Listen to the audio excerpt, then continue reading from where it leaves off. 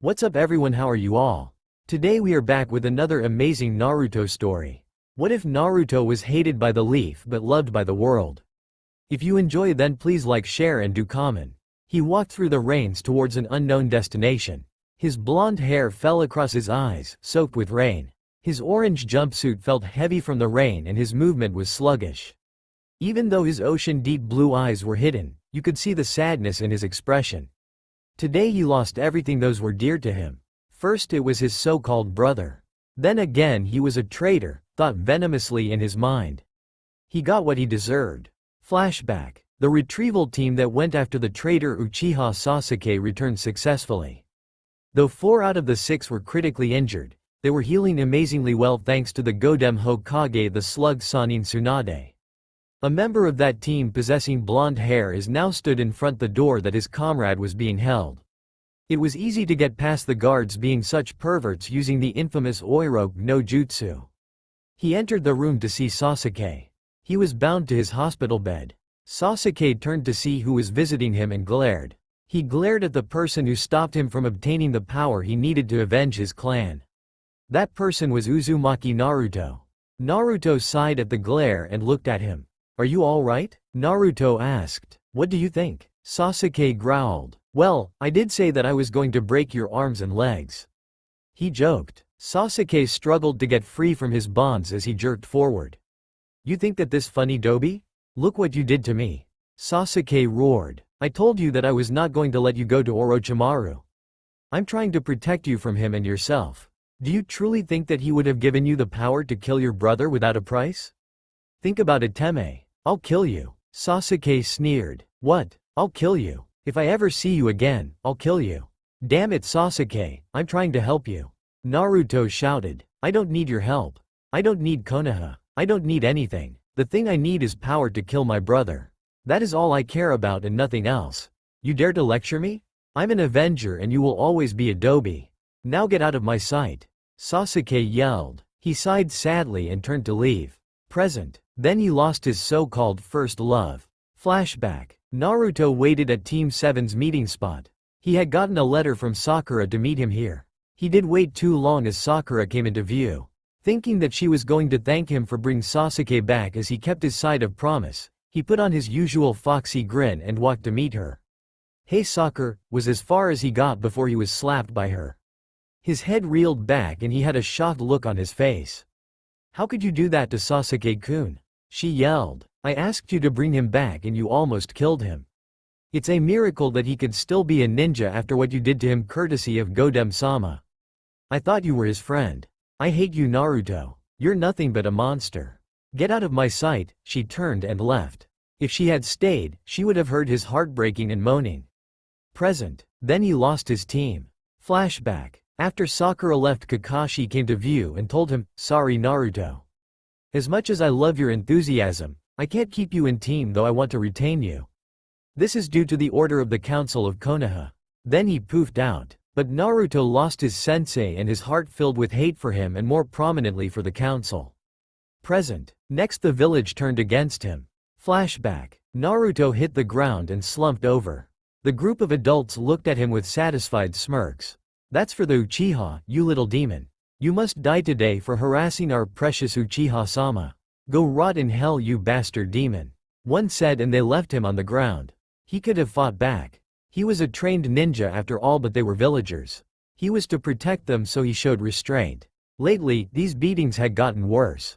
They have also ransacked his apartment and he was lonelier than ever. He felt a hand on his shoulder and flinched. When the hit never came, he opened his one good eye to see his sensei, the Gamma, Toad, Sennin, Jiraiya. He also noticed that Konohamaru, Moge and Udon were with him. They had tears in their eyes and Jiraiya gave him a sigh. He carefully picked him up and took him to see Tsunade. Present. Lastly, he lost his dream. Flashback. Naruto sat before the council members, his eyes bruised and blackened, his hair muddy, his jumpsuit almost cut down and blood flowing all over the body because the council published an order for any medic to treat him, including his Bachan, Tsunade. He knew that this would happen sooner or later. Word got out about the red chakra that he used in his fight against Sasuke and the council was not happy about it. At his side were Jiraiya, Tsunade and Iruka. He was unhappy that Kakashi was not there, but it didn't come as a surprise. The man never really gave a damn, but he hoped at least he will defend him, but that never happened and he never showed up. But unknown to him, Kakashi was not allowed to speak or enter for this decision cause he could be biased, that's what the council thought. Then there were his so-called friends. With the exception of Hinata, everyone avoided him like the plague after they knew about the nine-tailed fox. He sighed and turned toward the losing battle that was going on, which would probably be his last for and against Konoha. How dare you do this to him? After all he has done, this is how you wish to treat the Yondaime's sacrifice? Tsunade yelled. He is unstable. You saw what he did to Sasuke. He cannot control the fox, said Hamaru. It was necessary. Sasuke attempted to kill him when he used Orochimaru's cursed seal jutsu. Are you just going to ignore that? Iruka accused. You are stepping out of line, Chunin, Amino Iruka. This is for the best for Konoha. Kaharu said. You're just covering up for him with your hate for Naruto. Accused Jiraiya. Are you saying that we are being unfair, Jiraiya? Said Danzo. The minute that Naruto met this council member, he knew that this man was evil. He felt that he only lived for the pain and the suffering of people. Danzo realized that he was being watched by Naruto and glared at him.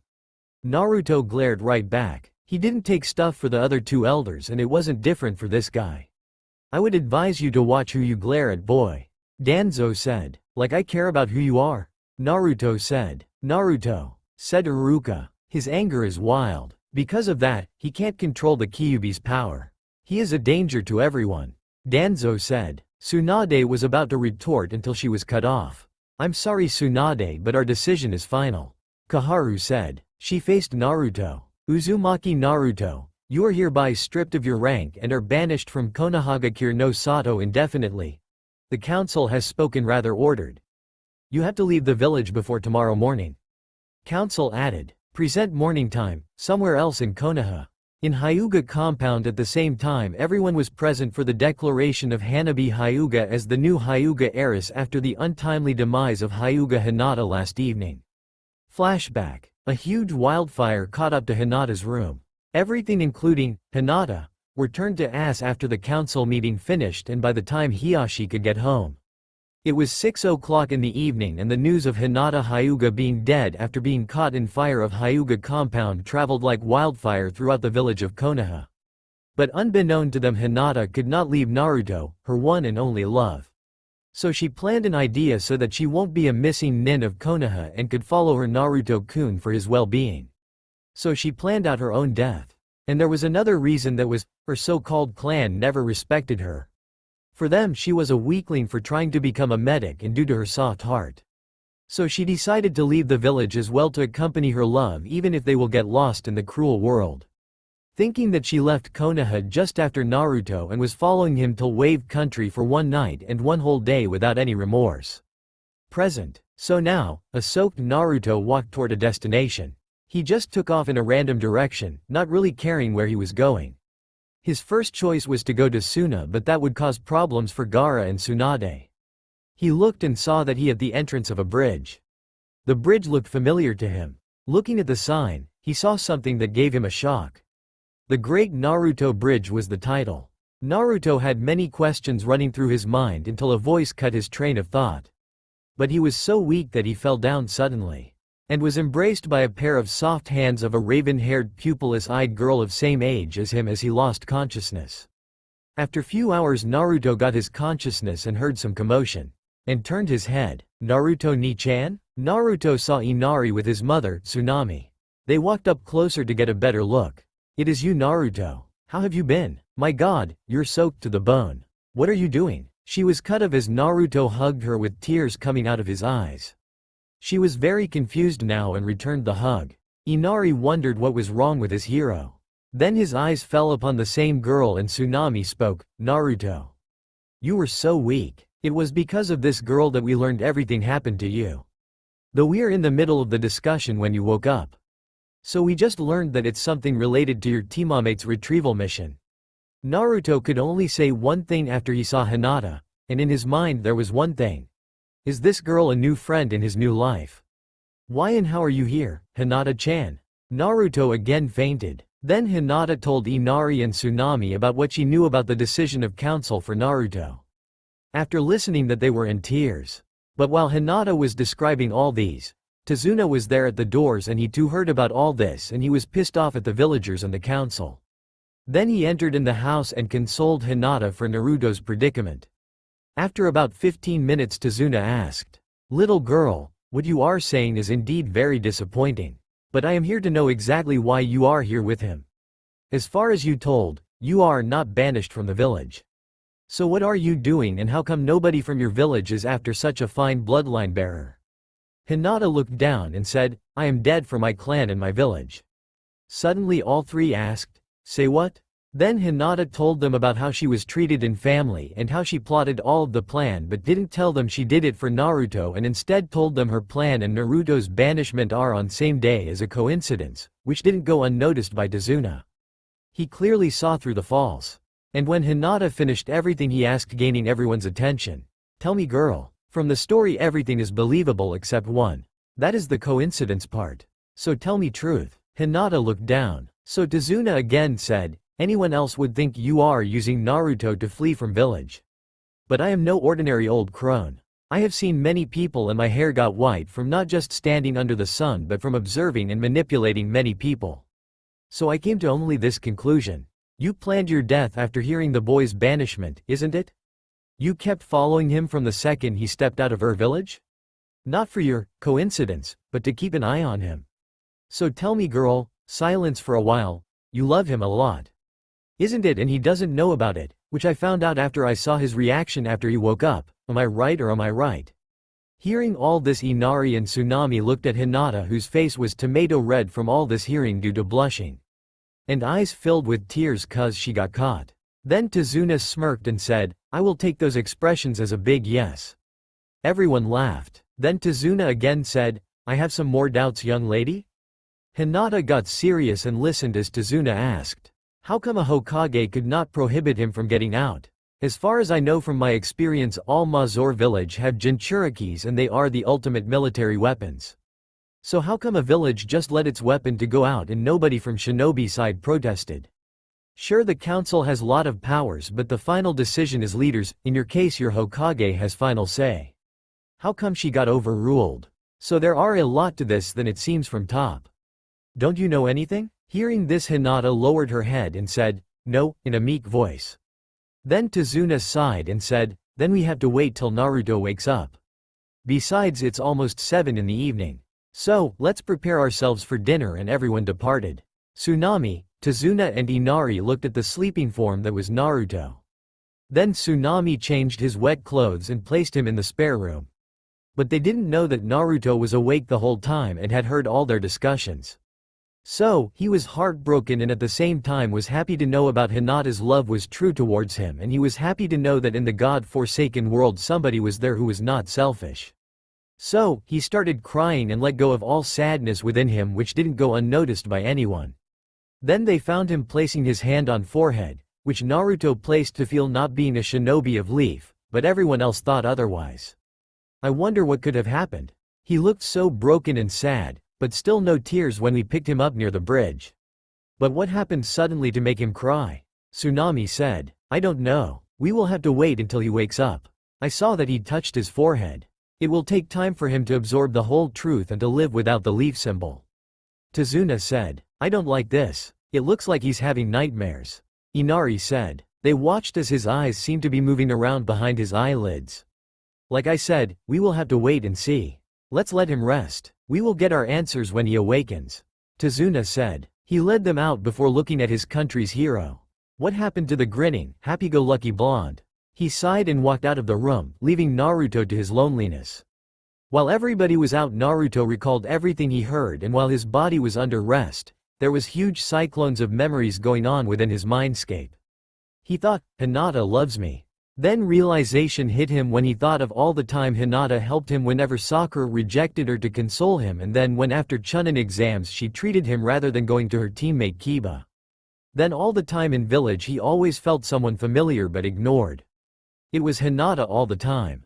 Then he thought, why I was after Sakura No, just Sakura. She was never there for me. The bastard was everything for her always. How come I was so oblivious to Hinata? Well, no more Sakura-chan, I will be yelling, at least not in front of Hinata-chan. I had to give her a chance, at least as a friend. Well, there is someone who truly loves me with all her heart even after knowing the truth. Then he proceeded to think of all the reasons why he was banished against the will of the Hokage. Then he processed every memory within his mindscape. After few hours he came to understand about everything and went to sleep to give rest to his mind. Soon a new day came up. Naruto's eyes opened to see a ceiling. He turned towards the window as he heard some birds chirping. Their singing did little to ease the pain he was feeling. He returned from looking at the ceiling. He just stared at it with a dead expression on his face. Then he thought his dream was crushed and his heart was broken. He had been betrayed by those he considered his family and friends. Those on the council had gotten their wish. His former home was probably still celebrating his banishment. Now, he was all alone and felt truly abandoned. Then again he met his true friends and well-wishers, and hopefully true love, due to this incident only. Ironically, his biggest punishment became his biggest achievement of life. And he must live with it. He sighed and slowly sat up. He wiped his eyes before looking off into space. He knew that Tazuna and his family would want an explanation. He slowly stood and made his way downstairs to where he smelt breakfast. Naruto sat with Tazuna and his family. Tsunami and Inari were sad while Tazuna had a disgusted look on his face. Naruto had just come down and greeted them while they were at breakfast table. After serving the breakfast, everyone including Hinata rounded up near the table and started eating silently. After a period of silence, Tazuna spoke, "So they banished you because you did your duty? It seems that Konoha isn't as benevolent as they portray themselves to be. What I don't understand is how could they banish you? It couldn't be just because of Sasuke's condition that." Tsunami started to ask and was cut down. Then Naruto decided to tell the full story and started speaking. 13 years ago, on the day of my birth, the Kyuubi no Yoko attacked my village, and he was cut down by Tazuna. Kid, we know the full details of how and what happened to you.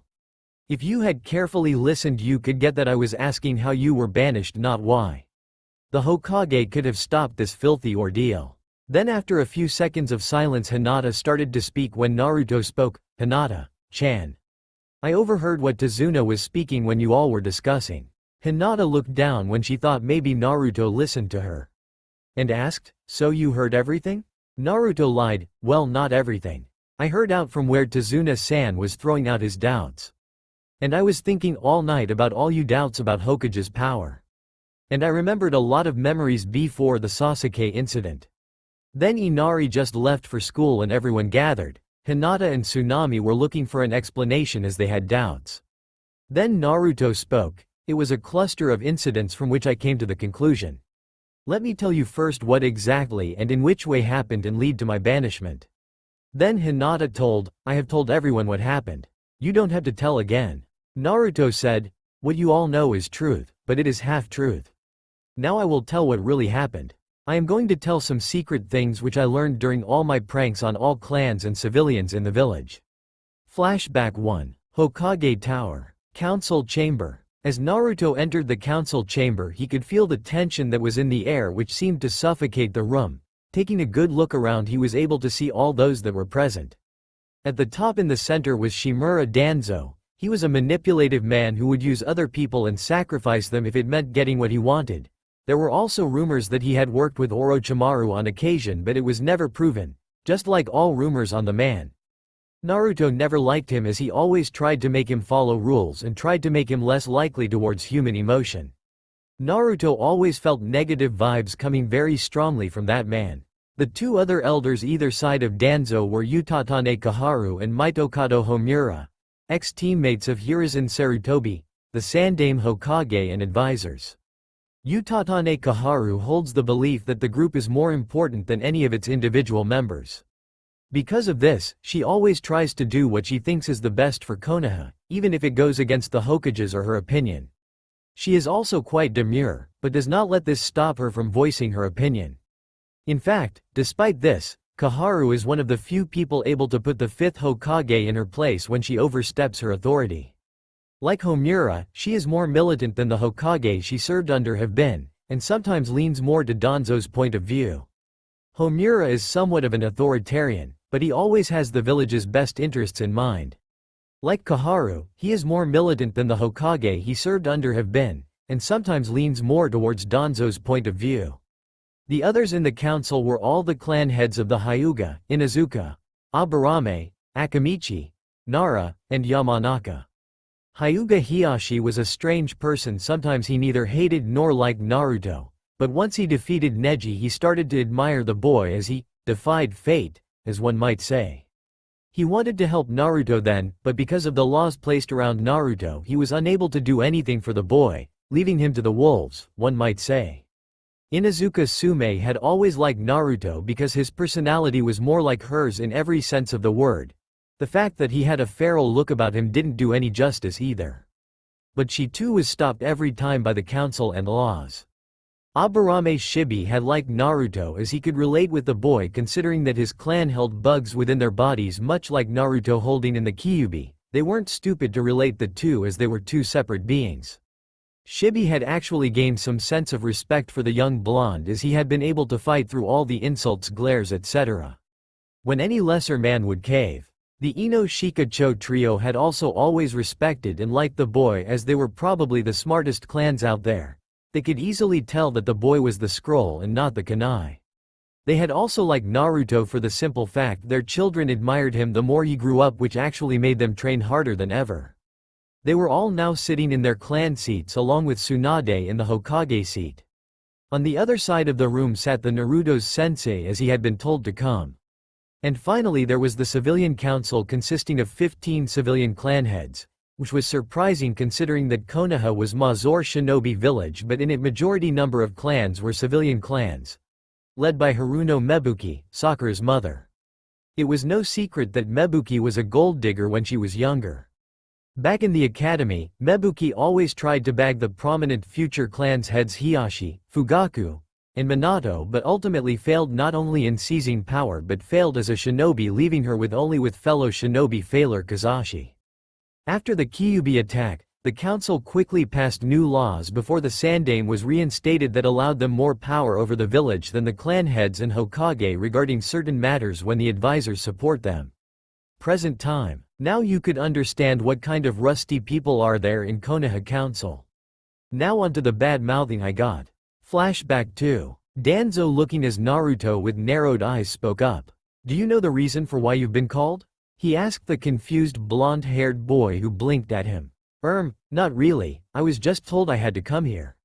Naruto explained with a raised eyebrow as if asking why he was here. Danzo for a moment looked smug for some reason. We, of the council, have viewed everything that had happened on the latest mission, and given certain circumstances, we have voted to have you exiled from Konohagakure indefinitely. He said with conviction, making almost every shinobi snap their heads in his direction in shock, while the civilians smiled as they got their support from one advisor. Naruto Uzumaki brought back Sasuke Uchiha in very desperate condition, in which he could never have been a shinobi if we didn't have Tsunade to save him. For that action Naruto must be punished. Koharu spoke up while looking at Naruto with hate through her squinted eyes.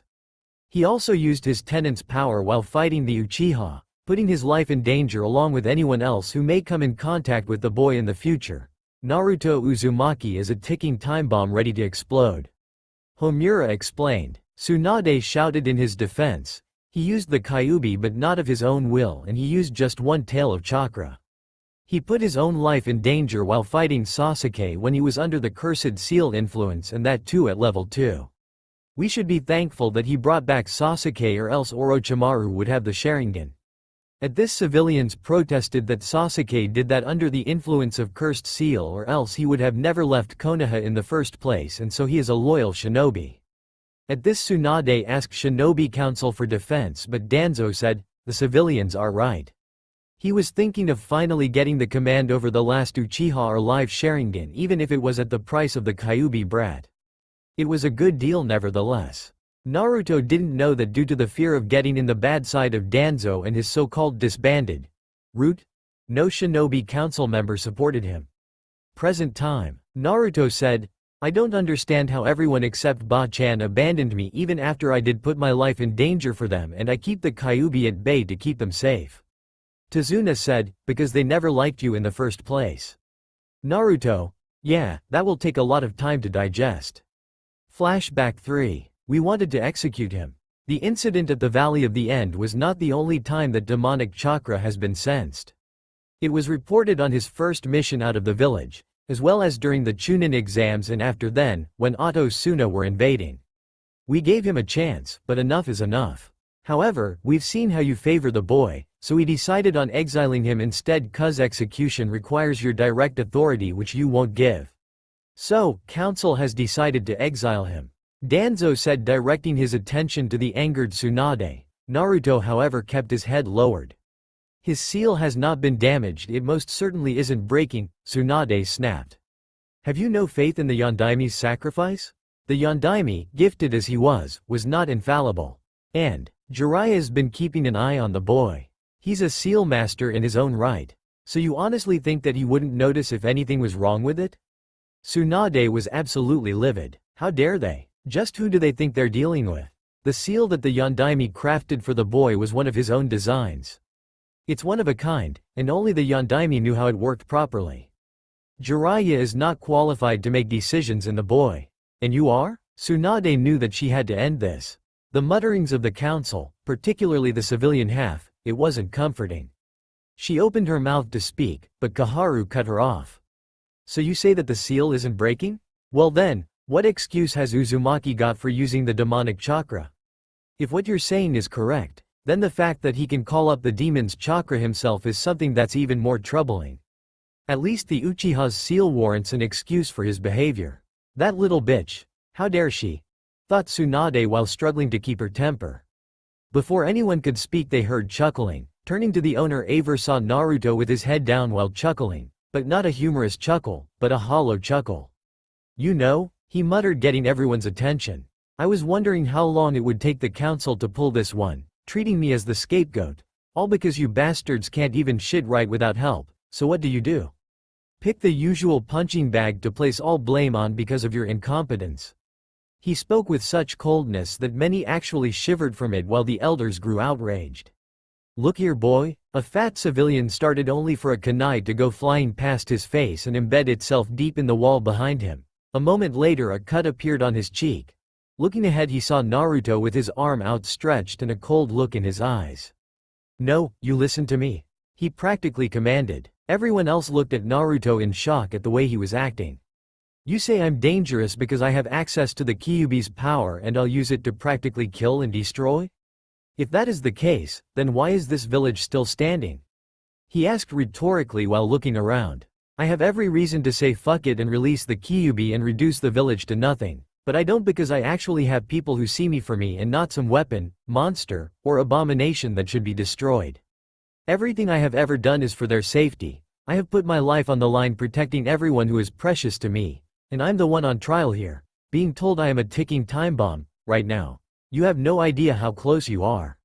He spoke as his eyes flashed red for a second, then a sort of rippling gray before going back to blue, which startled everyone there. You are a danger to everyone here. It is only a matter of time before your presence brings destruction to Konoha. Koharu spoke through gritted teeth, anger clearly displayed on her face. All of a sudden everything seemed to click in Naruto's mind before a small smile played out on his face. I know the real reason you're all doing this, he said with a smug tone, making the elders and the civilian council stiffen. Your fear for those outside the village is amazing. You're not worried about the people of this village. You're worried about yourselves, worried that I have a group of S-rank missing nin after me for the power of Kyuubi, and you know they will come for me. Just like Itachi Uchiha and Kisame Hoshigaki did recently, am I right? He asked with an arched brow. The Akatsuki, Jiraiya spoke up, coming from out of the shadows, having listened to everything and had a scowl on his face. Are a group of S-rank missing nin after the Biju's power for who knows what, and what Naruto is getting at, is that the elders and civilian council want to banish him to protect themselves. What? Sume asked, confused, knowing who this group was. But it is a shinobi matter. How come the civilian council know about them? Jiraiya said calmly, oh. They know about the organization, but how that they should be asked. Shinobi council glared at civilian council. Then Danzo said, how they knew is irrelevant. But the boy is the real threat. To keep the village standing we must. Everyone who had heard was gobsmacked that Naruto was in such danger, and yet the village were throwing him away to save themselves. That is irrelevant as of now. Right now we will place a vote, whether or not Naruto Uzumaki will be banished or not. Danzo spoke up, drawing all attention back to himself. All for? He asked, raising his own hand up along with the advisors and civilian council, which was actually the majority of the council now that clans have become empty in the village. And against? He spoke with a smug tone, already knowing the result, as Tsunade and the clans held their hands up with defeated looks but nevertheless showing Naruto their support. Naruto Uzumaki, you will be out of this village within 8 hours or you will be executed. You can't do this, Tsunade-sama, Naruto said, stopping Tsunade in her tracks after using her name instead of Ba-chan. Looking up at him, she saw Naruto, who had a sad smile on his face despite what was happening. Don't worry, this is the best for everyone and you know it deep down. Present time. And then within next hour or two I left the village and started my journey and ended up with you guys.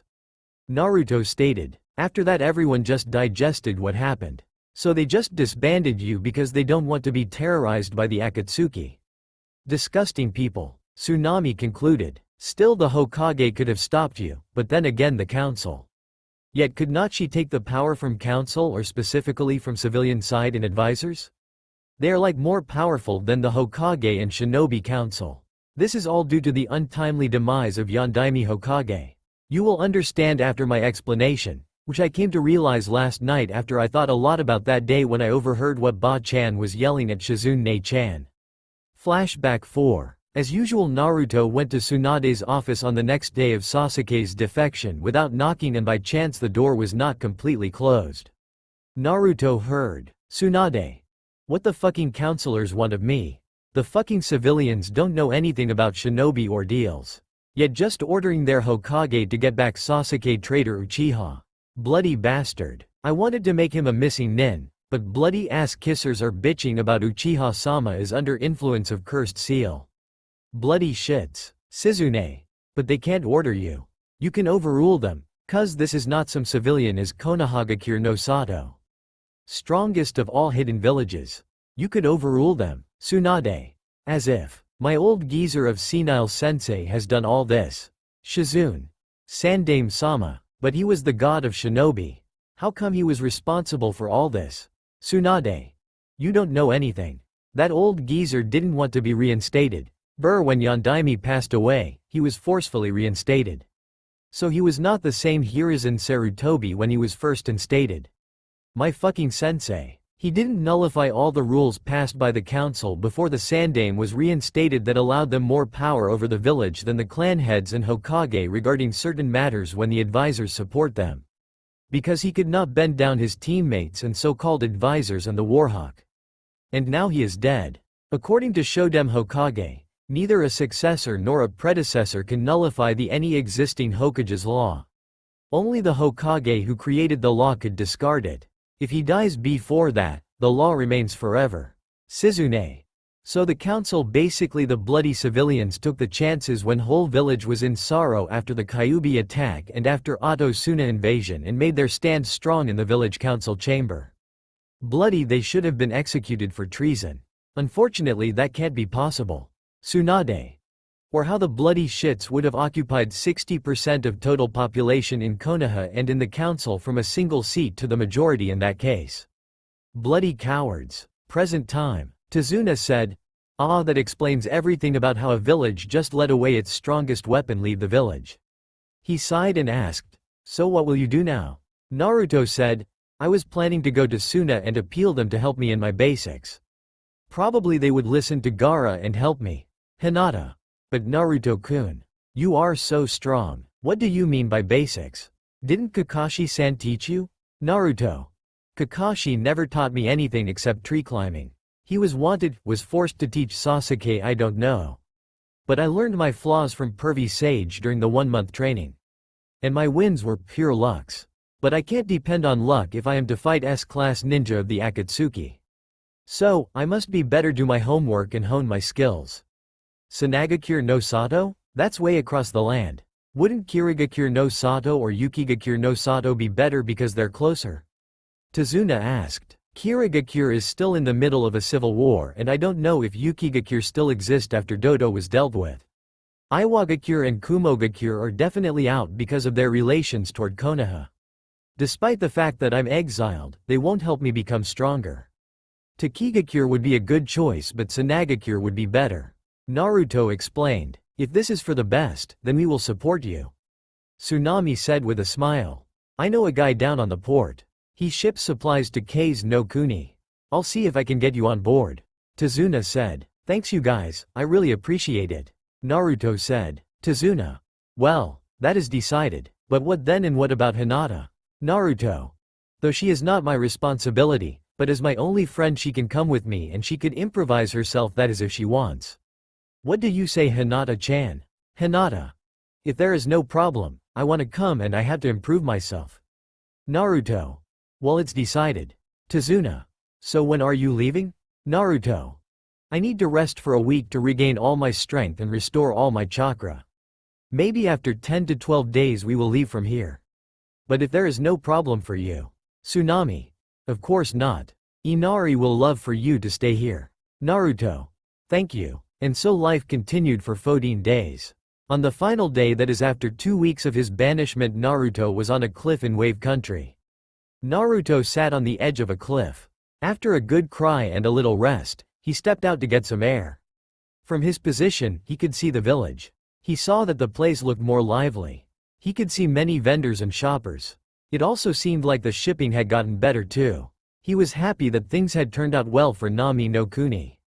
He turned his attention to the setting sun. It reminded him of the sunsets in Konoha. As he looked at the sun, he began to plan what to do next. Without Konoha backing him, it made him easy pickings for the Akatsuki. He knew that Tsunade Obasan and Ero Sennin would attempt to keep it quiet, but it wouldn't last. Once word got out, they would immediately be after him. That was why he needed to stay off the grid. He also needed to get stronger. He would train his butt off and make sure that they didn't get him. That meant he had to leave Nami no Kuni, Wave Country. While it was nice that Tazuna and his family cared for him, he was putting them and Wave in danger. So, he had to go and stay on the move. With the thoughts, Naruto went to Tazuna and his family to bid farewell. The next day morning, Naruto and Hinata started traveling and went to the person who Tazuna introduced to them. Then at the port they said goodbye to Tazuna and his family. On the way, Naruto made several kage bunshin to help the man on deck and went to take rest and dozed off thinking last night's event and Tsunami's advice. Flashback 5. Tsunami. You should change your attire. If you want to keep low profile, always wear that mixes with the surrounding. And your hair is so unruly and it's blonde, so you should keep it inside a bandana, so no normal person could detect you. So, you should wear makeup on your face or should wear black goggles on your eyes to hide the blue colors. And Naruto had a complete new look. He was in complete black pant, shirt, black bandana, black goggles, except a brown overcoat to mix with the sand and Suna. At this, Hinata blushed and hearing Tsunami's motherly behavior giggled. So Tsunami turned to her. Tsunami. And you, young lady. You have to leave the expensive clothes and will have to wear something simple, and you should probably use both lenses and goggles if you don't want your eyes to be detected. And Hinata had to leave lavender. Now she was in complete white and in simple dresses too, she looked beautiful. Naruto. Hey Hinata-chan. You look beautiful. Hinata became red of blushing.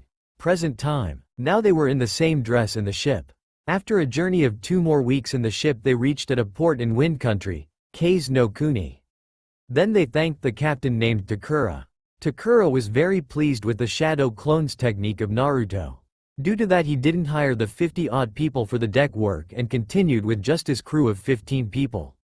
So he spent less and earned more. So, he gave Naruto the payment of 25 people for 14 days, of course he saved 25 people worth charges, which Naruto gave to Hinata for safekeeping. In these few days, Hinata became an accountant cum food consultant cum best friend for Naruto. Then they both bid farewell to Takura and proceeded towards Tsunagakure no Sato, village hidden in sands. Naruto started his journey towards Suna with Hinata. After a few hours they were near Tsunagakure no Sato. Naruto thought, how is Gaara doing and how will he take when he learns that I am banished from Konoha? It's almost a month now. Hope words of my banishment are not out or the Akatsuki will run after me as an easy target. However, he was pulled out of his thoughts when he heard some commotion ahead. So, he took Hinata and they hid near a sand dune and observed Gaara and Kankuro. Tamari was there with her fan showing all 3 moons on it. They were facing a group of Konoha shinobi. He recognized the 2 of the Konoha shinobi who were examiners of the Chunin exam. He listened carefully to what was going on. I understand that you are upset with us right now, but please be reasonable.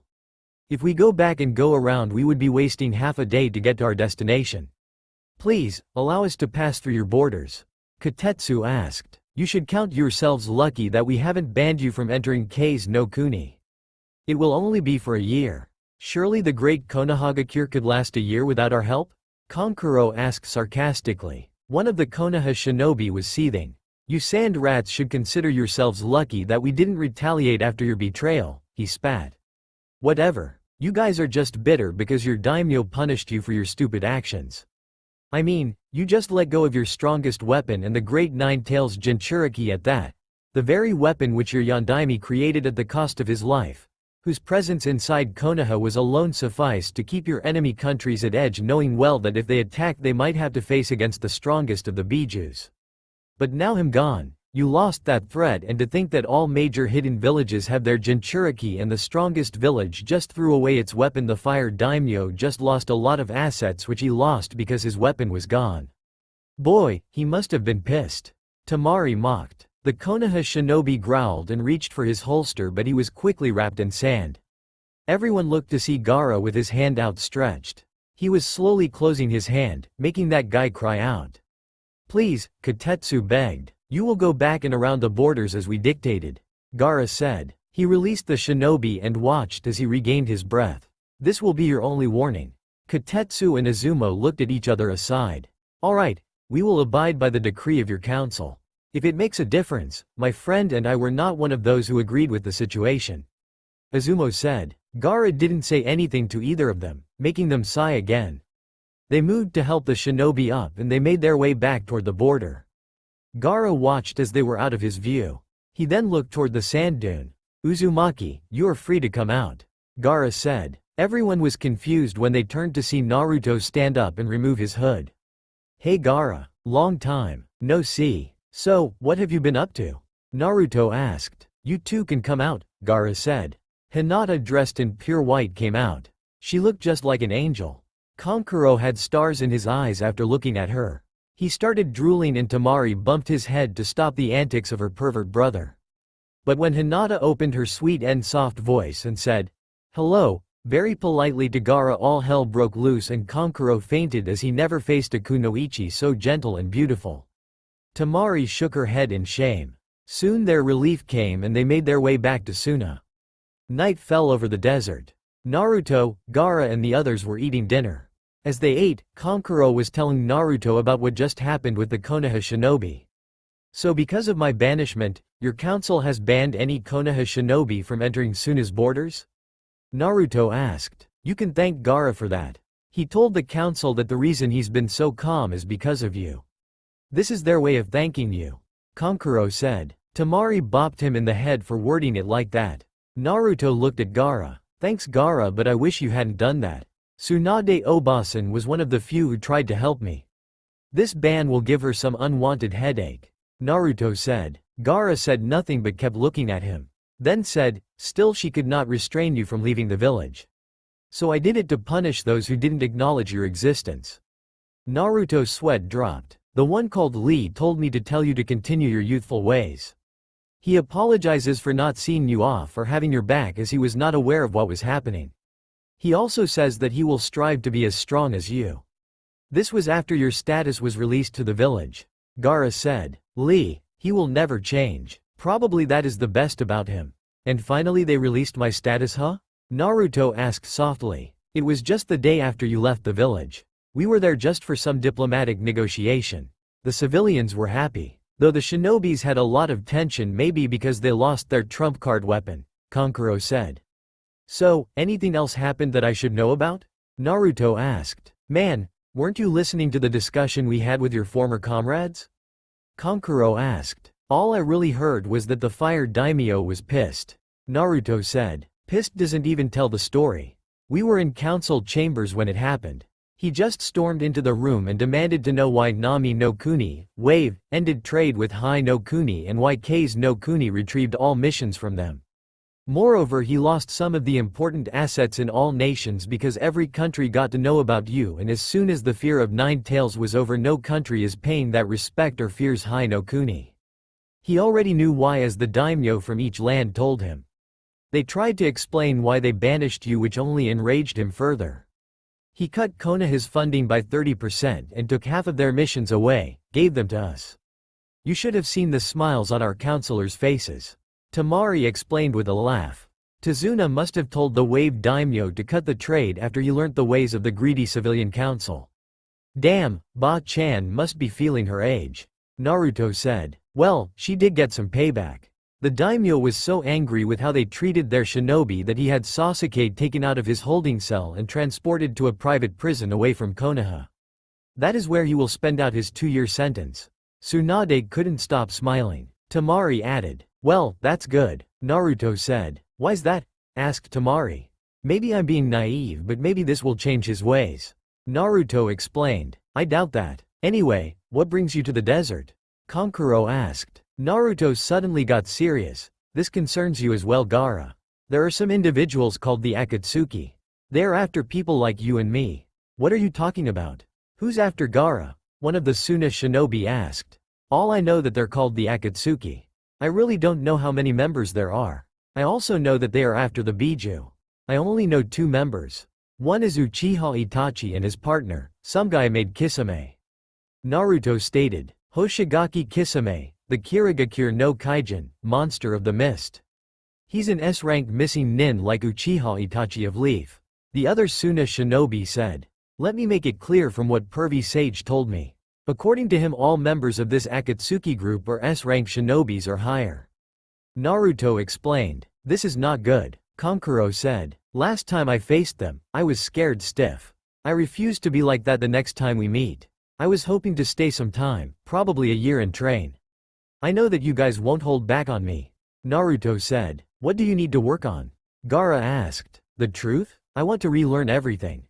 That shouldn't take long. A new fighting style and few jutsu couldn't hurt. Naruto stated. I will speak with Baki when we return. I will also join you in this training. This Akatsuki seems to be serious. Gaara said. Naruto grinned and continued to eat.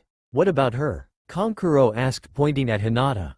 She will also train, but if you could keep her at your disposal, that would be better.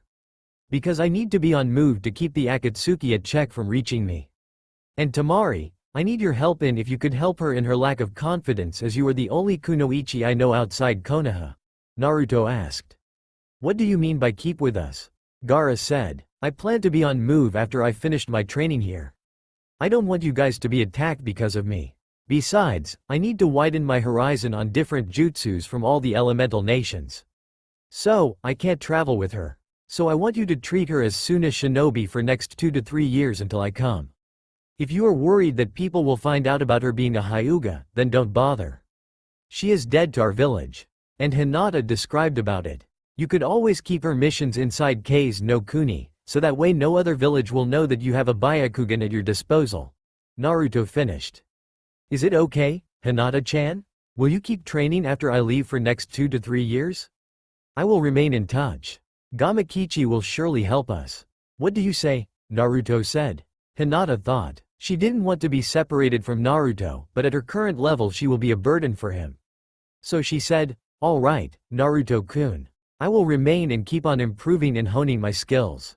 Gaara agreed. He said he and Tamari will try to persuade the council, and having a dojutsu user even if within Wind Country only is still tempting.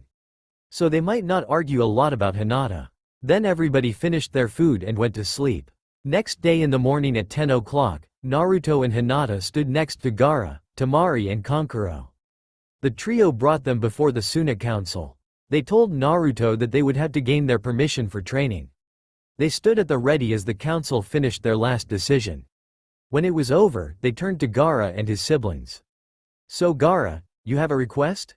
Who are the boy and the girl with you and your siblings? Asked the head speaker. This is Uzumaki Naruto and the girl is Hyuga Hinata. They have come seeking training. Gaara answered. They all looked at Naruto and Hinata. Yes, I remember you now. You are the one who defeated Gaara during the invasion. Baki said. This is the one who defeated Gaara? A councilman asked surprisingly. He looked him over, making Naruto nervous. He doesn't look like much. Naruto's nervousness turned into annoyance. He was about to say something but Kankuro stopped him.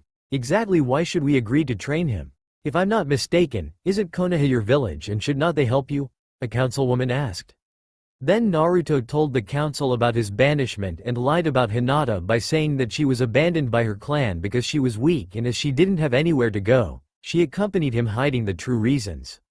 That is very pitiful. Still, why we should help? A counselor asked. He has brought with him important information that you all should hear. Tamari said. She ushered Naruto forward. Making a mental note to prank that councilman, Naruto stepped forward. Okay, there is a group of shinobis that are after people like me and Gaara. 14 years ago, I was used to seal the Kyuubi no Yoko. When on a mission to retrieve the Godem Hokage, I was approached by two shinobi. They came for the Kyuubi that was sealed within me. If it was not for my sensei, Jiraiya, I would probably be dead. Naruto said. His report disturbed the council and had them muttering. They turned back to him. Do you know the name of this group of shinobi? Who are their members? How many are in this group? Baki demanded. The name of the group is Akatsuki. They can be identified by their black robes that have red clouds. I don't know how many members there are but the two who came after me were Uchiha Itachi and Hoshigaki Kisame. I also know that Orochimaru used to be a member. And according to Jiraiya sensei all the members are at least S-rank missing nins from all over the elemental nations. Naruto stated. This is very disturbing news. Baki, the head speaker called out. I will strengthen our defenses right away. Baki said. He nodded and turned his attention back to Naruto. Thank you for the information Uzumaki Naruto. I must ask you however, why do you wish for training? If I heard correctly, your sensei was Jiraiya, one of the Densetsu no Sannin. He said, wait a minute. I thought your sensei was Hitaki Kakashi? Baki asked. Hitaki Kakashi was anything but a sensei. The Gamma Sennin, Toad Sage, taught me more in 1 month than Kakashi did in 6 months. Naruto said seriously. Still, you have not told us why you need training, a councilwoman asked. The honest truth is that my training is not where it should be. My victories against Gaara, Kabuto and even Sasuke were by luck. If I am going to face a group like the Akatsuki, I must be stronger than I am now. I don't want them to get a hand on the Kyuubi or else they would gain a most devastating weapon.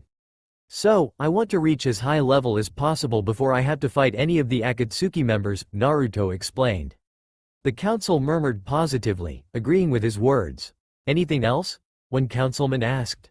Naruto described everything he told to Gaara about Hinata's training and also made a promise.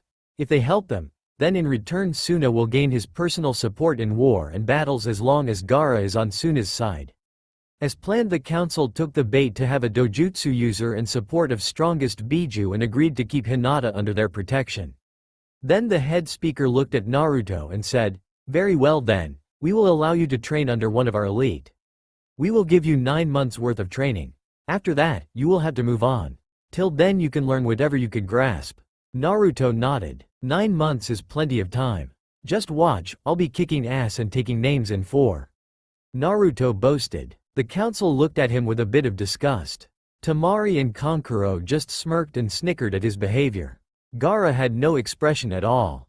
The next day Hinata went with Tamari and her siblings to train with them as she had to stay here longer than Naruto and everybody could see the determined look on her face. By the time Naruto was in one of Suna's training grounds, he stretched out his muscles as he waited for whoever the council would send as his instructor. A woman suddenly appeared. She had blue eyes like him and dark hair from the looks of it. He really couldn't tell from the turban that she wore. She was wearing what all Suna shinobi wore. What really confused him was the scroll that was on her back.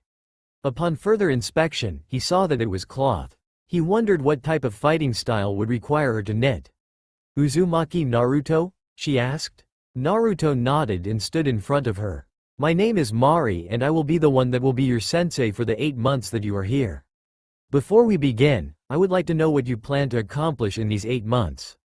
Well, I definitely would like to work on my basics techniques and my chakra control. Oh, and I would like to learn how to deal with genjutsu.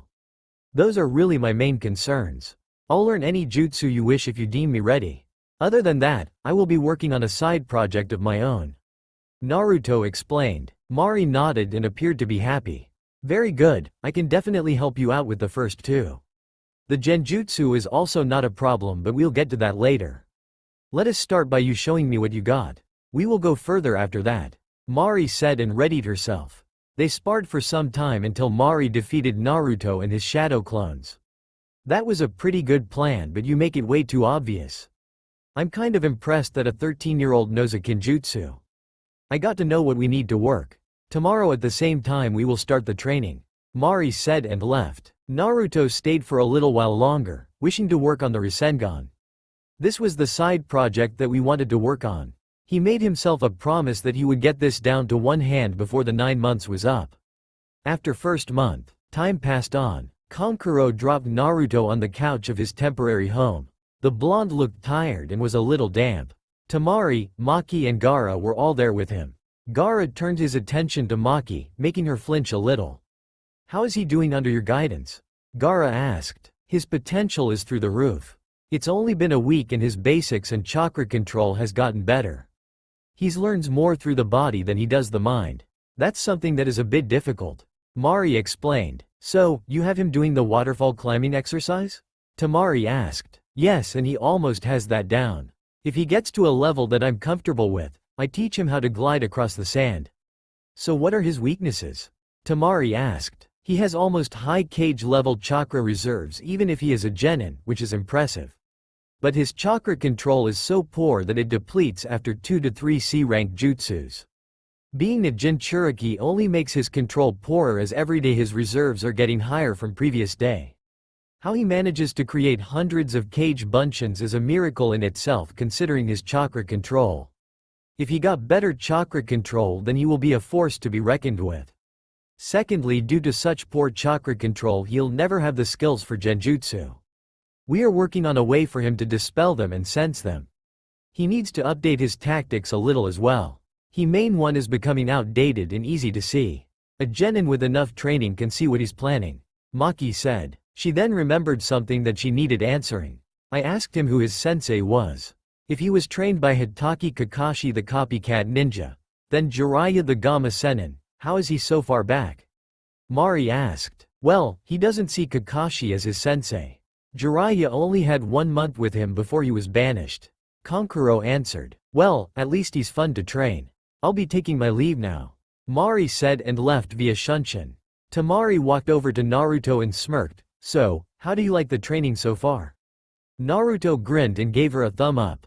Next day Naruto was thinking that in 1 month he trained his ass off, yet he improved a little. His taijutsu and chakra control were slightly better. He thought, I need a fast way to learn if I want to make it to high-class shinobi league, but how? At the time he unknowingly made 2 cage bunchins and punched them. This time he felt pain to himself but it was not physical. He thought what is happening?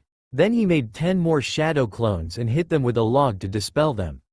Suddenly he felt pain in his head as if someone has hit him hard.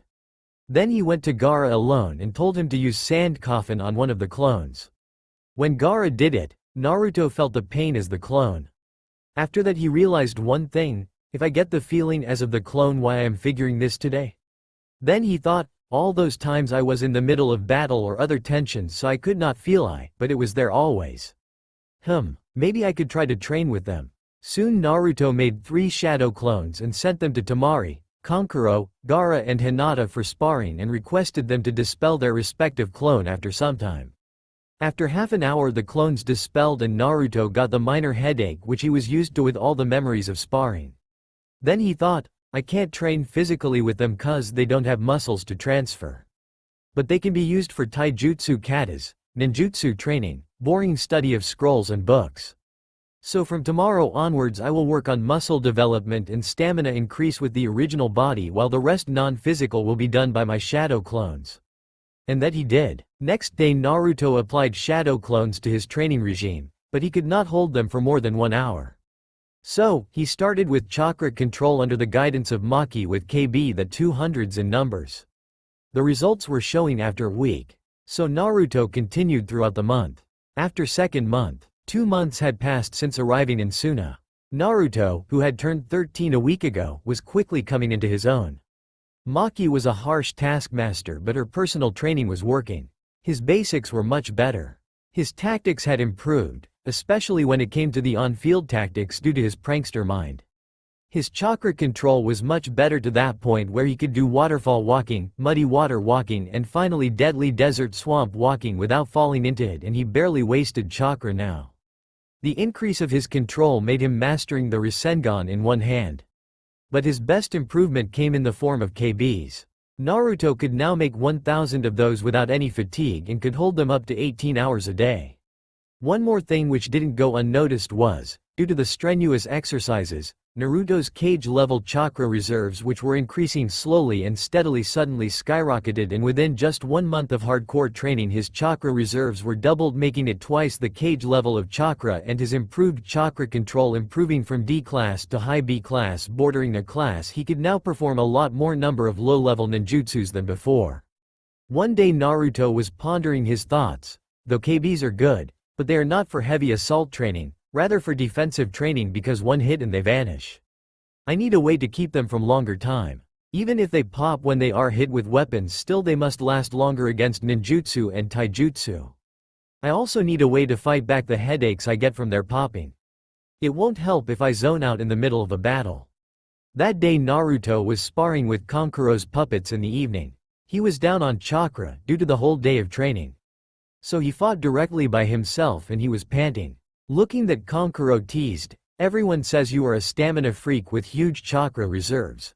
But you are acting like some low-class ninja, who needs tons of chakra restoration pills to restore the chakra." Suddenly Naruto's head perked up, because he got the solution for the cave's longevity. He yelled, "Kankuro, you are a genius," and went to Hinata to get some chakra pills, to which Hinata felt strange as Naruto never needed the pills. Kankuro meanwhile was thinking, this cannot be good. Soon Naruto returned and formed 2 KBs. Then he gave them each a pill and ordered to fight Kankuro. Kankuro attacked again, but this time neither of the clones dispelled after a single hit. Kankuro was shocked. He threw weapons from puppets. One of the KBs took several hits and dispelled, however the other one still defended itself. Naruto learned, I will find the solution so that they won't dispel after a few hits from the weapons, but for now it will do the job. And soon he formed 2 more KBs and ordered all clone to prepare 100 KBs and gave all 303 KBs a chakra pill and told them to attack Kankuro. After 5 minutes Kankuro went to hospital full of bruises for treatment. Then after treatment his siblings, Mari and Hinata, asked how that happened, and he answered Naruto was experimenting on him. Everyone looked for an explanation. I found out my KBs are popping out easily with 1 hit. So I wanted a solution. When in the evening spar Kankuro told me about pills, I got an idea. And Naruto explained all things. Aren't KBs meant to be dispelled with 1 hit? Mari asked. Yes. However, when they ate pills their chakra reserves restored to my level. As they are chakra entities without blood and bones with same amount of reserves as me, they act like containers for storing chakra only. As they are solid yet without a real body, they don't get the physical strain or side effects like drowsiness of chakra pills. When 3 KBs created KBs, their memories are piled up into just 3 original KBs. So after popping out I get memories of all but headache of a few which I am accustomed with. Because of full chakra they'll sustain as long as they want even in battle, and can restore chakra when needed by devouring chakra pills. Naruto concluded. Tamari said, so it's like thousands of Narutos fighting in a battle. It's like you can create armies of your own. Truly ingenious. Quote, Naruto said, oh yeah, I can teach you if you want. Mari said, that's good and all, but you know it's a kinjutsu for a reason, and even if anyone learns it, they may not pull it up as you are doing. Because you have been doing the jutsu for ages and accustomed to all pros and cons. It's like this KB is a part of yours. Maybe there is something in your blood that you are so adept with it. Only you can use it that way, no one else can. Naruto scratched his neck and said, you sound like I am some kind of genius of shadow clones. You may be true. Still, just think, in just one day I could use only 2 KBs to create 2000 and train for 20 hours, and after them dispelling I get experience worth of more than 4 years. I myself can improve in physical condition while my clones could do all hardcore nen, taijutsu training, and they can go for as long as they want. It's so awesome. Tamari murmured to Hinata. He is the biggest stamina freak I have ever seen. Whoever becomes his girlfriend will be either very happy or will be very tired. Wait, that girl might be you. After all, you left the village for him, isn't it? Hinata blushed at the thought of having a future with Naruto. Her cheeks were deep red. Naruto realized something and said, by the way, on the training ground Kankuro actually was fighting 303 clones worth twice the cage level chakra and lasted 5 minutes. That might be a record. You have very high endurance to beating. Everyone minus Gaara gaped at Kankuro, who was feeling proud for achieving such a feat. But maybe that is because all the beatings you get from females due to your perverted nature. That's why you are accustomed to beating, Naruto said. Kankuro growled and everyone laughed at him. Then so on. Naruto continued to train. After 6th month, Mari went to the council chamber to submit her report on Naruto and Hinata. The counselors looked at it and were gobsmacked after reading the report. So they said, Mari, care to explain this report, and if anything else you want to say about this blonde kid? Mari said, from the day 1 to the end of 6 months I trained the boy and I was amazed at his potential. He is like a pure diamond, needed to be polished properly. I mean, you can see from the report that his chakra reserves increased to almost 8 times the reserves of a normal cage that is without the Kyuubi, and he has improved his chakra control to a class bordering S class. Basically, he has the highest amount of chakra reserves I have ever seen in a single person.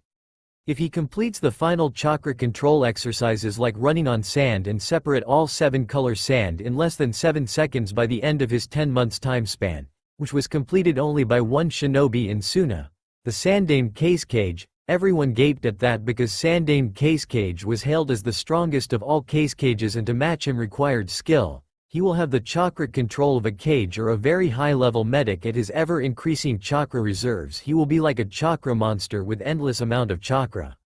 One counselor said, so basically from the report the kid is a prodigy. Too bad we can't keep him to save the alliance with Konoha, or else he would have been a deadly asset. Anything else? Mari nodded. Surely the kid would have been a great weapon in our arsenal. But I think he has improved his basics a lot, and I think it's time for elemental training. One counselor said, at first we never thought he will learn this much in such period, but we have already signed his agreement and now we can't go back. So proceed with it. Let's be happy that we'll have a powerful ally ninja in the future if situation calls for it. What about the girl? Mari, she is doing a lot better since Lady Tamari helped her overcome her stuttering, shyness and lack of self-confidence. However, for the last 3 months she is under the eyes of Chiyo Ba-sama. She apparently is here and want to speak something about the girl. Counselor, let Elder Chiyo enter. Lady Chiyo entered into the council chamber. She was a short lady in her late 70s. She was hailed as Suna's greatest poison specialist. She was supposed to be the greatest medic after Lady Senju Tsunade, which she always despised. So seeing Hinata, she got the idea to take that mantle from Tsunade even if it can't be her. So she wanted to teach Hinata personally to make her the greatest combat medic to ever live, even surpassing Tsunade, and she was right in a sense because in current generation there was no one to match up to either of them. But she never knew that her supposed medium of revenge against Tsunade will be hailed as someone great in future. She took a seat and spoke, I took the Hyuga girl under my wing almost before 3 months. I am here to say that the girl is a true hard worker like the boy. Within 3 months I realized that the girl is a naturally born and gifted medic at antidotes making, medicines and surgery. Within 3 months she learned the greatest medic weapon for surgery or battles, the chakra scalpel, due to her superb chakra control. Again, she has the dojutsu with which she could perform the most complicated surgery effortlessly with proper training. Her kind nature is all the better for patients' treatment. So I, Lady Chiyo, hereby appeal you to grant me permission to take her as my apprentice. I promise within next 1 year I'll make her the greatest prodigal combat medic you have ever seen. By the time the blonde brat returns she will be our asset and will be our ally to help Suna if something happens to me. Councilperson saw Chio and thought she had a point that she was getting old and hence if she could give them a better young medic then they could make a treaty to make a deal of faith with the girl. So they decided, very well. Permission granted. Now as everything summed up the council is adjourned. Why?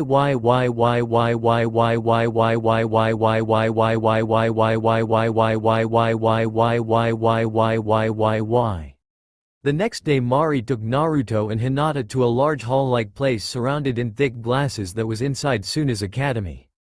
They entered a dimly lit room. They both saw that there were 5 glass lanterns, each with a different color and every lantern was placed on one small sand dune each. Maki ushered him to stand in the middle of the 5 lanterns. When he did, a seal appeared under him. You've come a long way in such a short time so I think that you are ready for this. This place is called the Hall of Elements. Our future Jonins use this room to learn their chakra affinity, Mari said. Chakra affinity? Naruto asked. Everyone is tuned to a certain element. This room will show us what element will be easier for you to learn and use. The way this works is that you stand in the middle of the lanterns. A seal will appear when you flare your chakra. One of the lanterns will glow brighter than the others. That one lantern will tell us which element you're in tuned with. Then the sand dunes reaction will tell exactly how strong is your affinity, Mari explained. She didn't tell him that the entire council and Jonins are watching him from outside the hall using camera installed in the hall and waiting to see their affinity to order them what to teach them. So which is which? Naruto asked. The color of the flames inside lanterns determines element and sand dune reaction tells us the strength. For instance, in case of a good affinity the red flame is fire and the sand under it will turn a little bit transparent. The brown flame is earth and the sand under it will turn into small pebbles. The green flame is wind and the sand under it will turn into even smaller particles. The blue flame is water and the sand under it will turn muddy and the yellow flame is lightning and the sand under it will shine a bit. Now that we have that explained, let's begin, Mari said. Hinata went forward and channeled chakra. The blue flame flared highly and the sand under it instantly turned into mud. None other flame reacted. Mari said, you have currently 1 affinity, however your number of affinity may increase in future. Still your affinity to water is rather too high in the first place. It is good for you because water is the best affinity for a medic to treat patients. Hinata was rather happy and moved from her place. Outside the hall council spoke to Chio, your choice of apprentice is the best at the moment. Such strong water affinity. She can perform B-rank Suiden jutsus at the expense of D-rank chakra. Quote, Chio, the moment I saw her I could felt something special in her.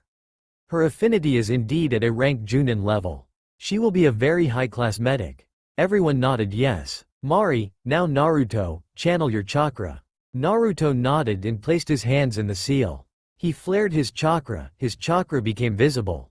The seal glowed and Maki had to block her eyes. She struggled to look at the lanterns and was shocked at what she barely saw. The green-flamed lantern shined so brightly than the other that it lightened up the whole room in a green glow with scorching sound coming from the flame. The flame was supposed to glow, but the flame burned like hellfire to a height touching the roof of the hall and the sand turned to powdered dust and made a violent typhoon. The thick glasses could not stand the heat and the dust cyclone and instantly shattered. The heat of the green flame alone was so high that Mari, Hinata and Naruto had to leave the hall immediately. The eyes of people standing outside the hall bulged out and became like dish plates. After some time Mari knocked on the door to enter and counselors and Junins turned to her. She said, it was like hell. I left them at training grounds and came here to know what exactly happened there. At that one counselor who was a war veteran said, such a strong affinity to wind. Never heard of. It is very clear that the boy's chakra affinity to wind is on par or even greater than the Nidaime Hokage's affinity to water. We are the wind shinobi, but none of us can compete in wind control with that boy if he is trained. His affinity is way beyond even the cage level. If he is trained he can pull out S and SS rank wind jutsus like D rank jutsus. Thank Kami he is friend with Gaara. Indeed, in front of his affinity my affinity seems child's play and I am set as the strongest wind user in Suna. I think I need permission of council to teach that kid. It will be an honor. Baki offered. Excuse me. The video analyzer shinobi spoke attracting everyone's attention. His wind affinity is like a wind god. That is true. However, it is not his only affinity. The video analyzer Shinobi said. What do you mean? There is no chance that he has another affinity. His wind affinity is too high to allow other affinity to exist. Besides, he is a genin. He can't have more than one affinity.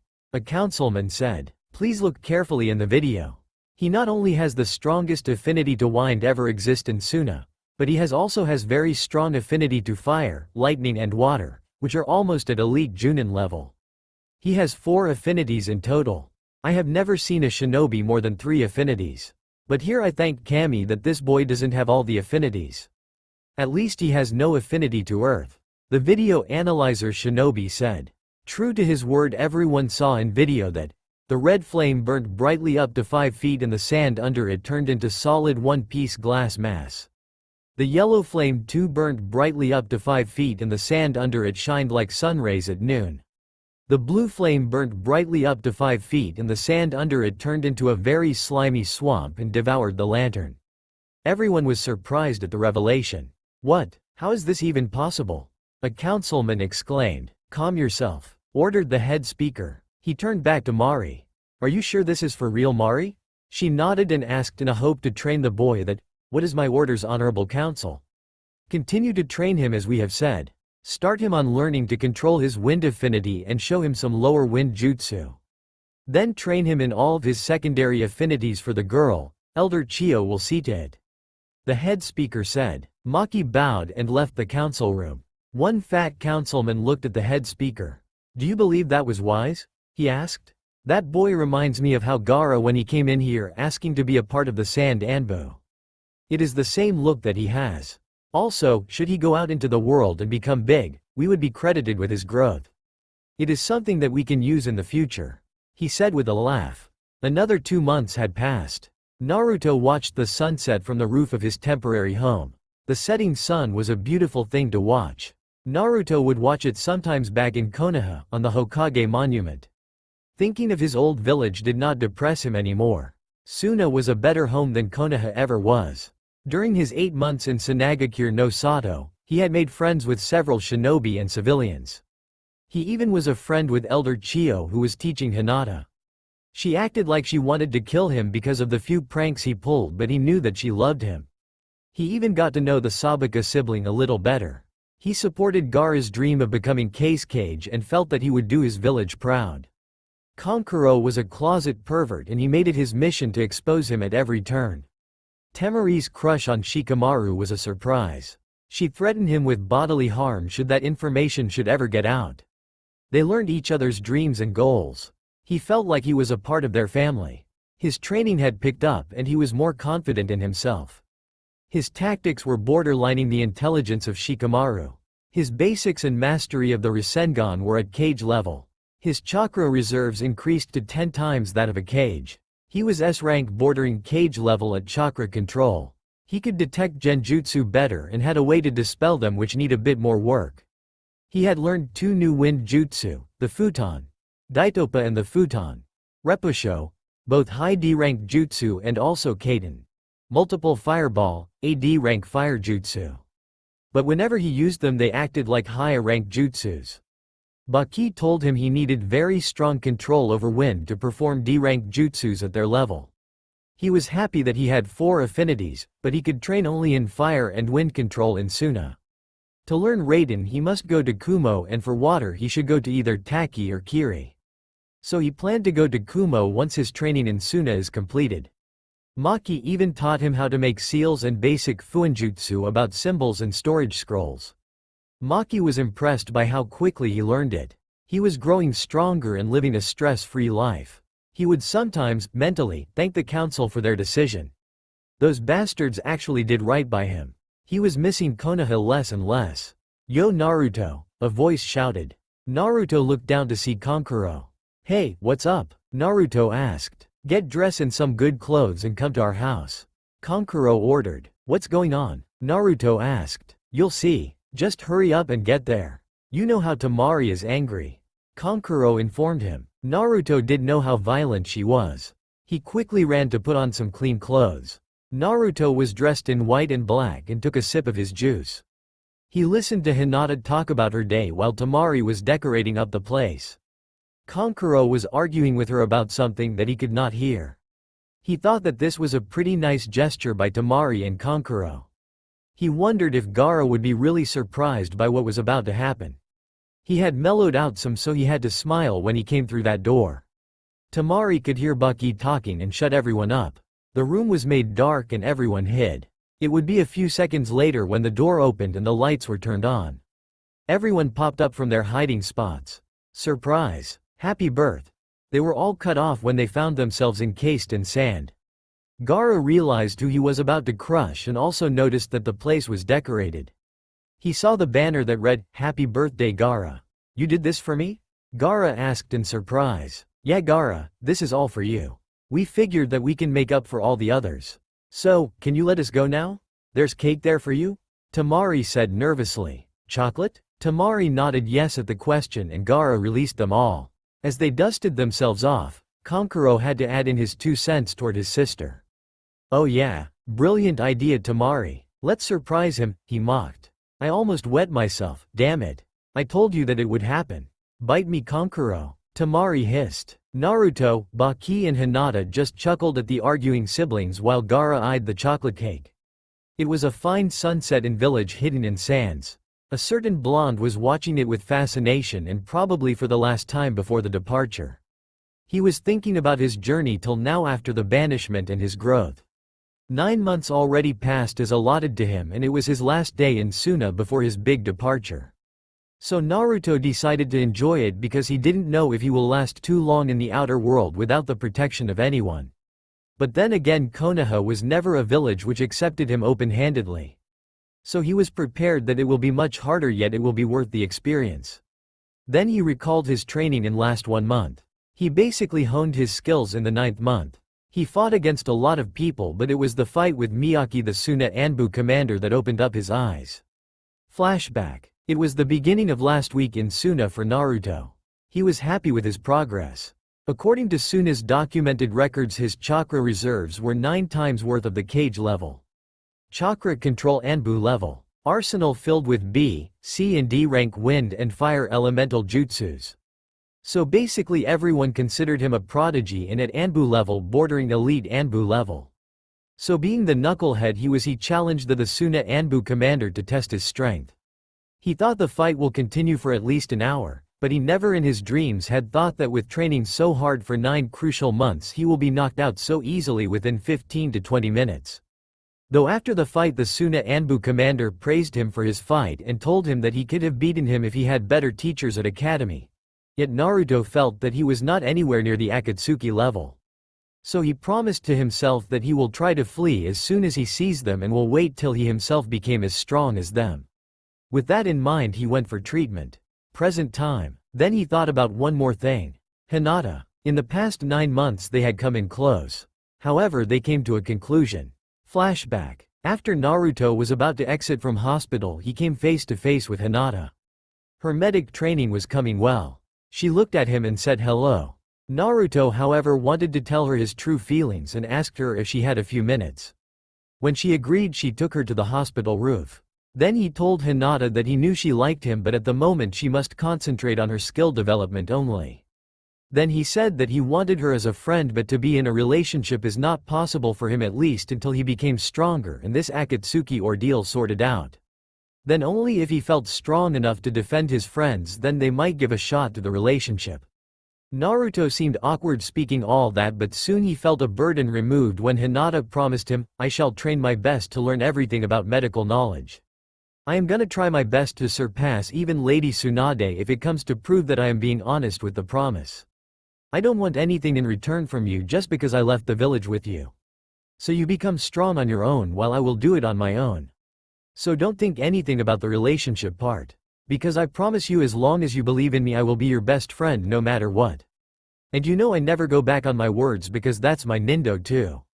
Present time. Then Naruto went to his temporary home where he started to pack for his journey. The next day at 5 o'clock in the morning Naruto was at the gates of Suna in his attire in which he had entered Suna but this time he had dyed his hair black instead of using bandana at the request of Kankuro who gave him tips to use dyes and war paints for disguise as they will not be distinguished quickly because they were not henge so required no chakra at all. At the gate he bid farewell to Mari, Tamari, Gaara, Kankuro, Baki and of course Hinata, who was there even after the previous night shift. Now he wondered how to go to Kumo, as he wanted to train his lightning affinity and Kumo was the only place which could provide it. Soon he got to a port and there he negotiated with a shipowner to let him travel, and in return he will help him lessen his manpower by his shadow clones. After the captain agreed and allowed him to make his way to dock, Naruto created several shadow clones and decided to take some rest after all the traveling. Soon he dozed off and started to wonder what was happening in his ex-village. Though he was banished from Konoha, he still cared about it somehow and missed a few people who cared for him like Tsunade, Jiraiya, Iruka and ramen stand owners. Soon he fell asleep. Meanwhile in Konohagakure no Sato, things were not going very great. After the slash in funding, Konoha tried to make some allies. But that was not the concern for the 5th Hokage. Her primary concern was Sakura. Because her mother, who was head of civilian council, apparently tried to force Tsunade to take her as apprentice, which was supported by Danzo. While it was no secret that Sakura was a Sasuke fangirl and if given training she will only help Sasuke using it. However, Sasuke was precious to council as last Uchiha, and hence to aid him they wanted to allow Sakura be trained by Tsunade in medic wing, which Tsunade didn't want. Because she could not bear Sakura at all, as she was the reason, according to Tsunade, that caused Naruto to go through so much hardships, and she was the first one to call him monster after learning about the Kyuubi. She was thinking a lot about Naruto lately. It was already 10 months, and though she had asked Jiraiya to find out Naruto's whereabouts, he apparently lost the trail just after the borders of Hai no Kuni. So now she was wondering where her surrogate little brother was. She was almost positive that Akatsuki had not captured him yet. Soon she started doing paperwork. Back with our hero. After traveling for a month in Kaminari no Kuni, Naruto finally reached at the outskirts of village hidden in clouds and now was resting near a river flowing by a mountainside. He was thinking about how to learn Raiden techniques when he suddenly heard some sounds coming from a clearing. So he went to check out who it was and came to see a man wielding several swords was fighting with several Junins, and he was amazed to see that the man was using some chakra cloak which soon killed the enemy ninjas. Naruto had seen some powerful chakras till now. But whatever this man was using was way too powerful, to the extent that Naruto could hear growling inside his mindscape from inside the seal. So obviously he was odd.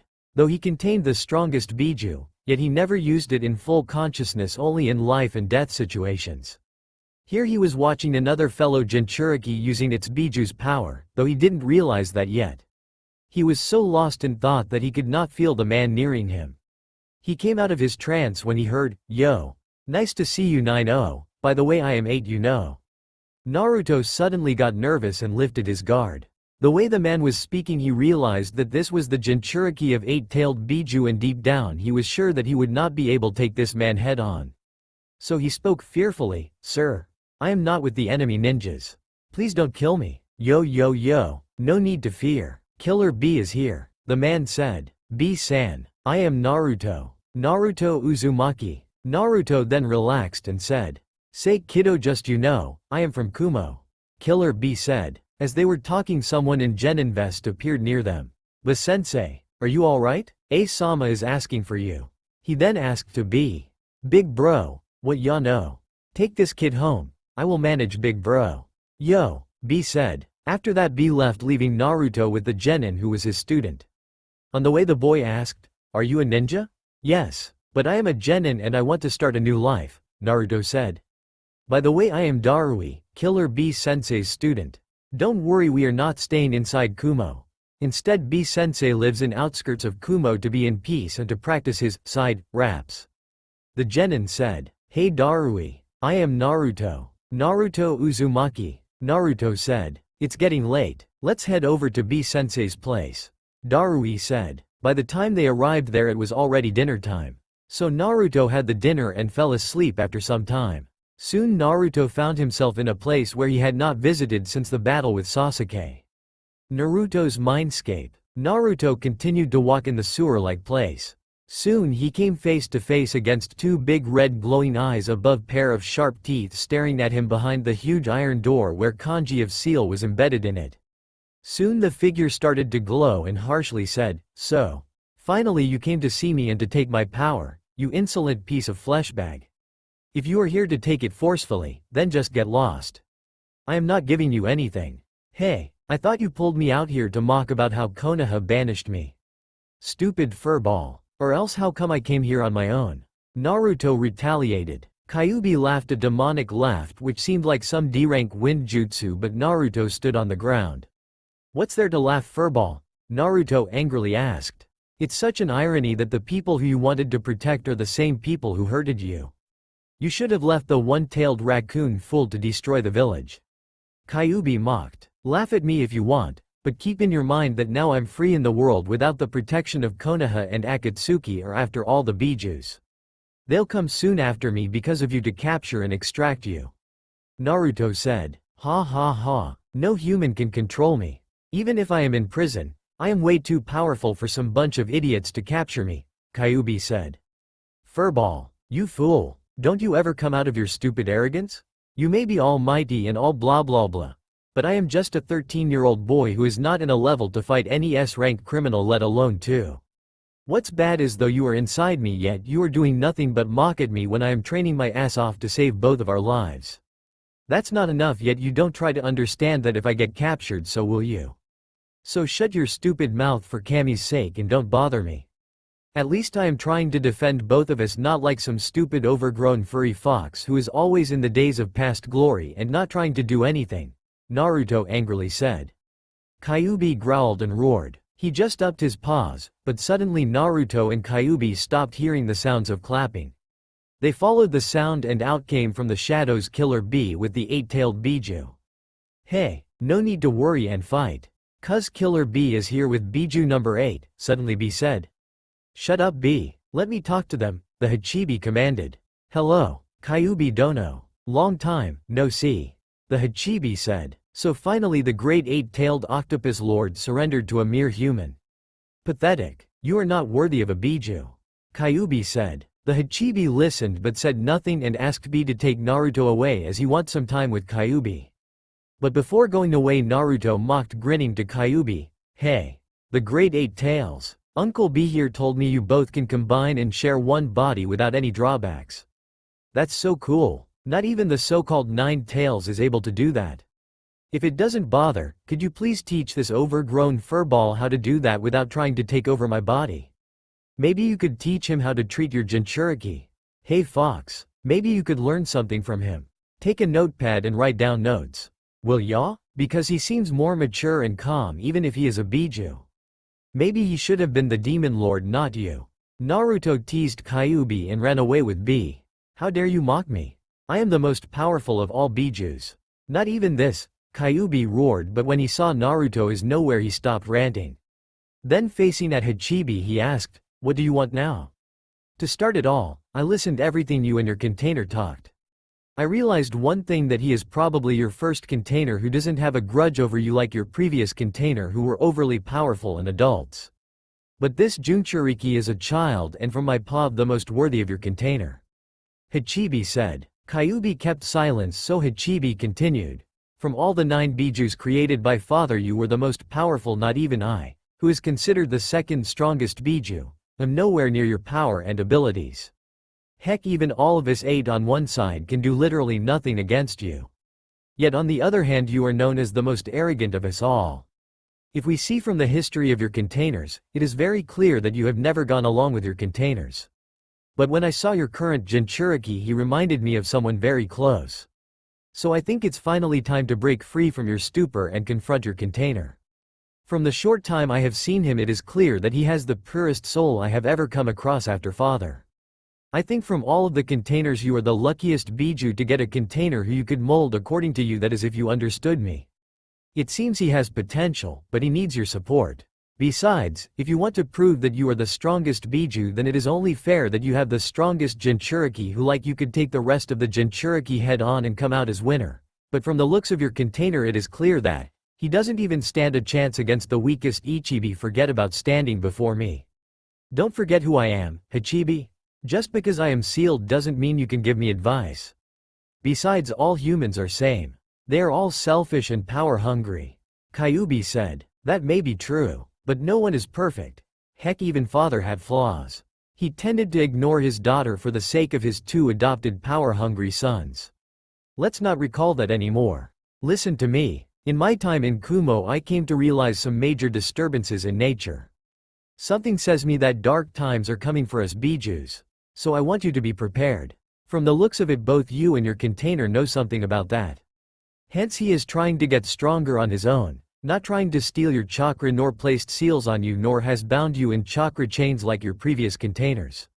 One more thing, unlike your previous containers and even like the current Jinchurikis, you were not sealed in him when he became older, instead you were sealed in him from day one. So he must be very adept at handling your chakra and won't suffer from your chakra poisoning like my Jinchuriki suffered. So I am suggesting that it's time to remind the world about the true power of Kyuubi at Prime. And I know very well that you have such abilities to provide to your containers that in front of which our containers' full powers won't stand. Heck, even many don't know that the destruction in Konoha 13 years ago by you was not even a cent of your power. It was child's play for you. Yet till now it is considered as the heaviest assault done by a Biju among all elemental nations, which made all nations to believe you are the strongest Biju. But I think the time is changing. So you show what the power level of the strongest Biju is, and you can only do that if your container becomes that strong. So you must give him a chance. Look at me, I was like you, but when I let go of my arrogance, look what I got. I am able to share the body of my container and free to roam in his mindscape. Not like you who is inside a prison. So I suggest if you could let go of your arrogance, then maybe you could persuade your container to let you roam free in the mindscape. That's it. Hope you will understand and take steps. See you soon, elder brother. Hachibi concluded and bid farewell, not wanting an answer from Kyuubi, who was in deep thought about what Hachibi said. Then Killer B, Hachibi along with Naruto vanished from Naruto's mindscape. The next morning Naruto woke up and went to the riverside to see B as he decided to tell everything about himself. Soon he found B and said, "Morning. Uncle B, yo Naruto. You woke up so soon, it's not even noon." B replied. Naruto asked, "That was you last night in my mind, right? How did you do that?" B again started to say something, but suddenly Naruto cut him off and said, "No songs, please. I want simple answers. Then let me give it to Eito. You ready, my friend?" B muttered to himself. Then suddenly B's eyes changed colors and two small chakra horns formed on his head. A.N. I am writing Hachibi's voice in B's body as B. Okay, it's me, boy, the Hachibi. What do you want to know? B said in a deep male voice. Wow, you really can do that. It's awesome. If I could do that. But the stupid fox always tries to steal my body. By the way, how you did that last night? Naruto asked. We Bijus have connection with each other. If two or more are in close range, we can do that if our containers touch each other. That is too complicated stuff, kid. Now as I can see, there is something you are worried and want to ask. Don't fear, speak up. B said. Naruto described all about himself from his birth in Konoha till banishment, and then after his training in Tsunabai to the help of another Jinchuriki. Then his roaming in the world. He carefully left out about Hinata, because he thought he must not tell about her and draw unwanted attention towards her. Finally he said, initially I came to Kumo for training in my lightning affinity. But then I saw another Jinchuriki, Uncle B. I wanted to warn you about an organization, but when I saw B Ojisan fight with the Junins, I felt that you both are very powerful, not some 13-year-old brat like me. I was afraid that if I warn you about you, then you may think I am undermining you. After all, you are a Biju, and I used to think all Bijus are arrogant prick like the furball. But after last night I realized you are not like that, and you won't mock me after I said everything I know. Well, to start, then Naruto continued on saying everything about the Akatsuki in details and his encounter and escape from them. After listening for a few hours about everything, B said, what you informed is indeed alarming even if for a Biju. So thank you for the warning. I will ask B to help you in lightning training and probably Kenjutsu. Then B and Naruto departed as it was getting evening. So Naruto went to a clearing to continue his training with shadow clones, while B went for his own work. At night everyone had dinner together and then went to sleep. Then in B's mindscape Hachibi informed him all about Naruto, that is, showed him the memories of his talk with Naruto in the morning and asked B to help Naruto to get stronger, because if the Akatsuki are that strong, then Naruto had to be strong enough to defend the Kyuubi, because Kyuubi's power is too great. So it must not fall in wrong hands or else there will be disaster. The next morning B and Naruto sparred. B wanted to know about Naruto. You can't perform genjutsu. You have decent taijutsu, though you couldn't find a decent style for you. We have to work on that. You have some good jutsus in your arsenal yet the number is low and you don't have anything powerful above A-class jutsu. So I can give you some pointer in ninjutsu, yet you have to find your sources to grab more you have no idea in weapons. Neither could you control your Biju's chakra. Strategic knowledge is decent. On brighter side you have chakra reserves worth of 10 times a cage. That's a whooping thing. Yet you have to improvise your chakra control which is at elite Junin level. So overall you can face an elite Junin at best, but a seasoned ninja can easily overpower you.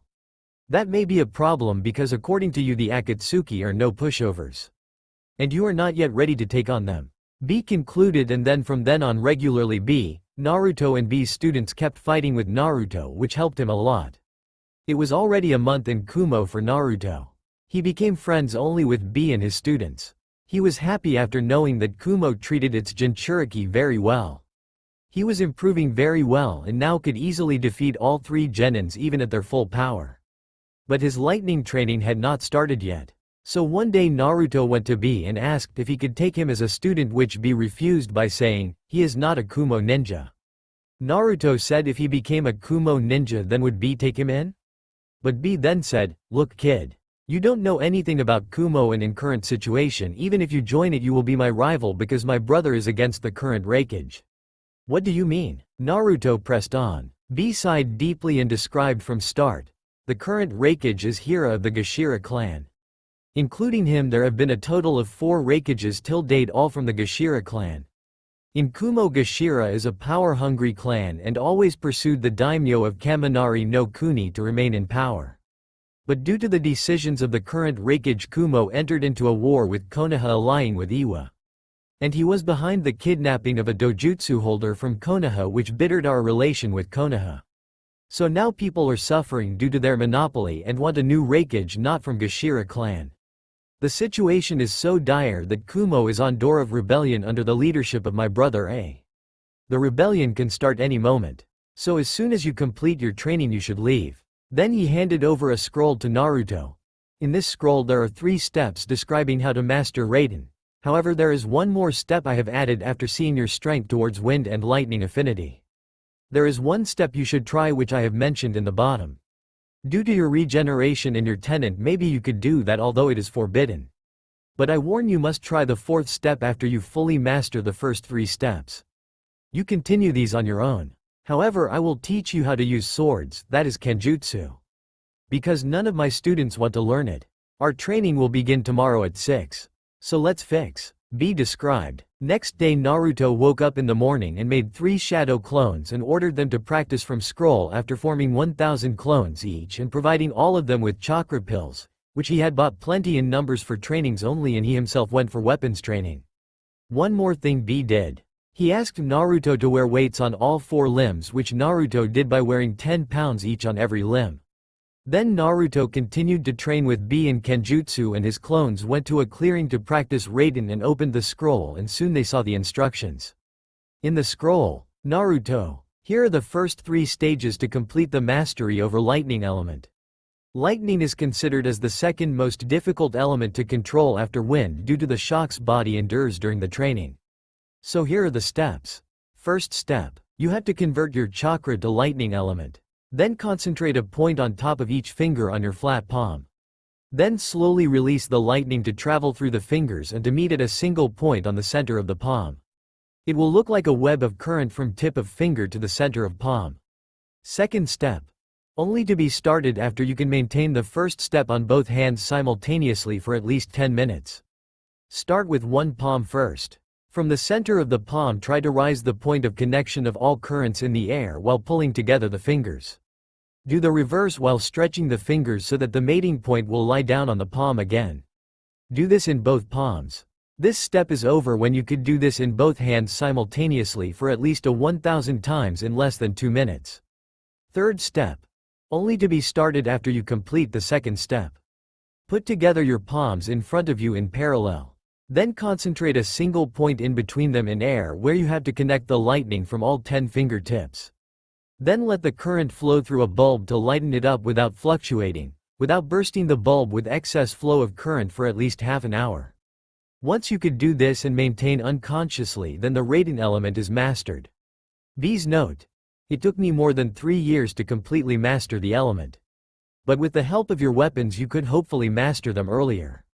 Forbidden Step 1. Only try if you have done all the first 3 steps and if you are confident enough.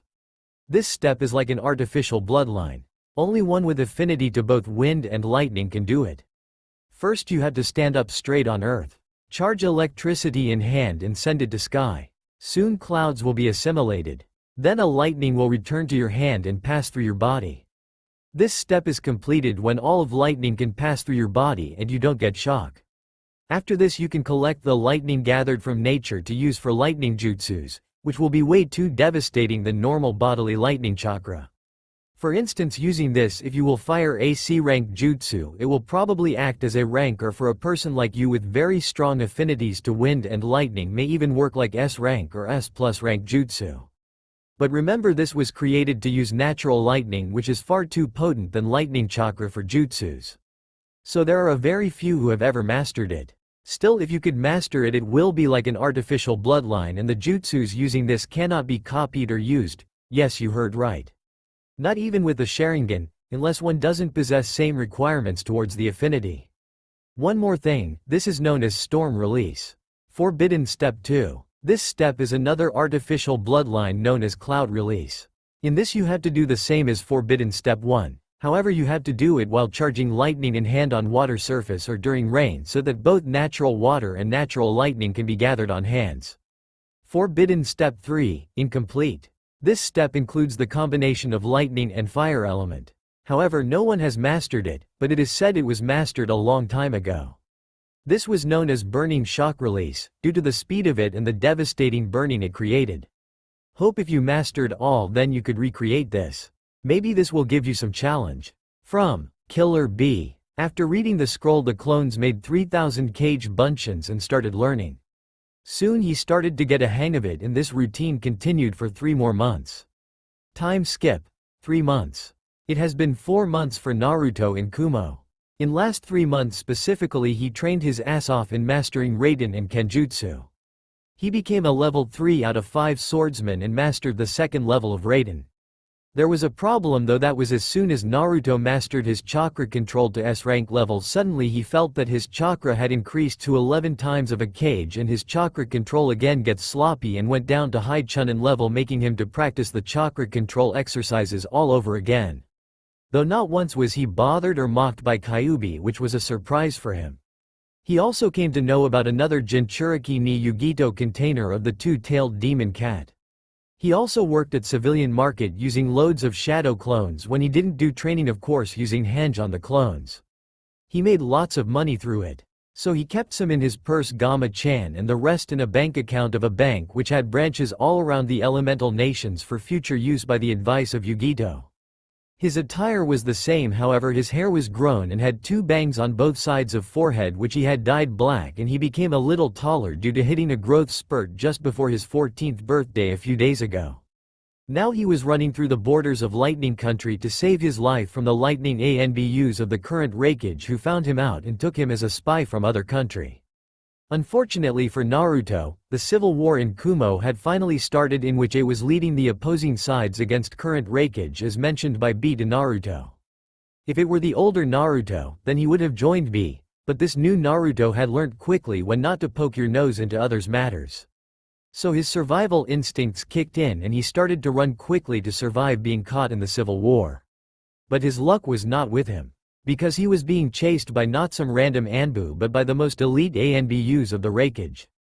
After running for about 3 hours he came to a halt and looked back. But to his horror the Anbu were coming closer. Naruto again started to run.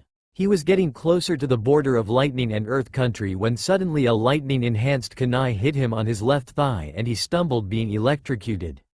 When he stabilized himself he found at least 10 Anbu standing a few feet away from him. They were panting, as was Naruto. Suddenly one of them said, "Well well. Look if it is not the one being trained by the bastard A's brother, the demon. Naruto's eyes widened hearing that. Because he was surrounded by a pack of Jinchuriki haters. Even if I gather Kyuubi's chakra, I can't defeat all of the elite Anbu.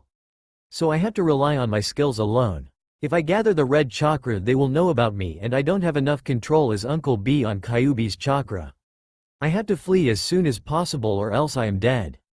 Naruto thought. But unknown to him, Kyuubi sensed his emotion of fear and started to push his chakra through Naruto. Naruto gritted his teeth and started to force stop the flow of Kyuubi's chakra into him. He succeeded to stop it, which made the Kyuubi to frown. Suddenly one of the Anbu blasted a fireball at Naruto, who after feeling the heat dodged it and fired his own fireball. Soon it became a 1 against 10 fights of ninjutsu and taijutsu. Due to years of endurance to pain, Naruto was keeping up good against elites. Soon the Anbu found it annoying and started to throw several high-class jutsus at Naruto, the two in pairs.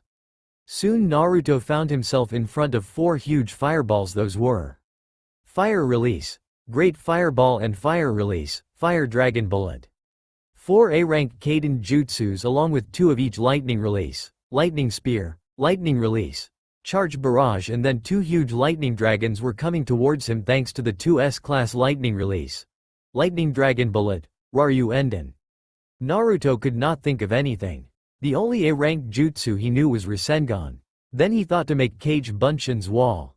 But the attacks blasted all the clones, which were at least 1,000 and were still coming, though a bit slower.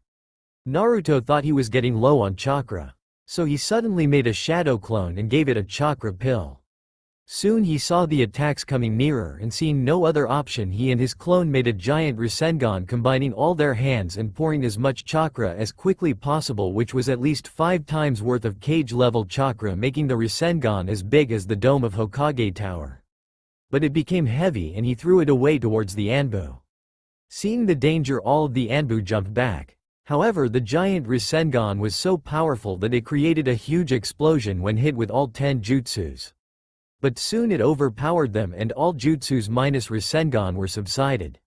The Rasengan kept going and hit Earth by sucking 2 of the Anbus inside it and churning their bodies. Unfortunately, Naruto was not lucky either.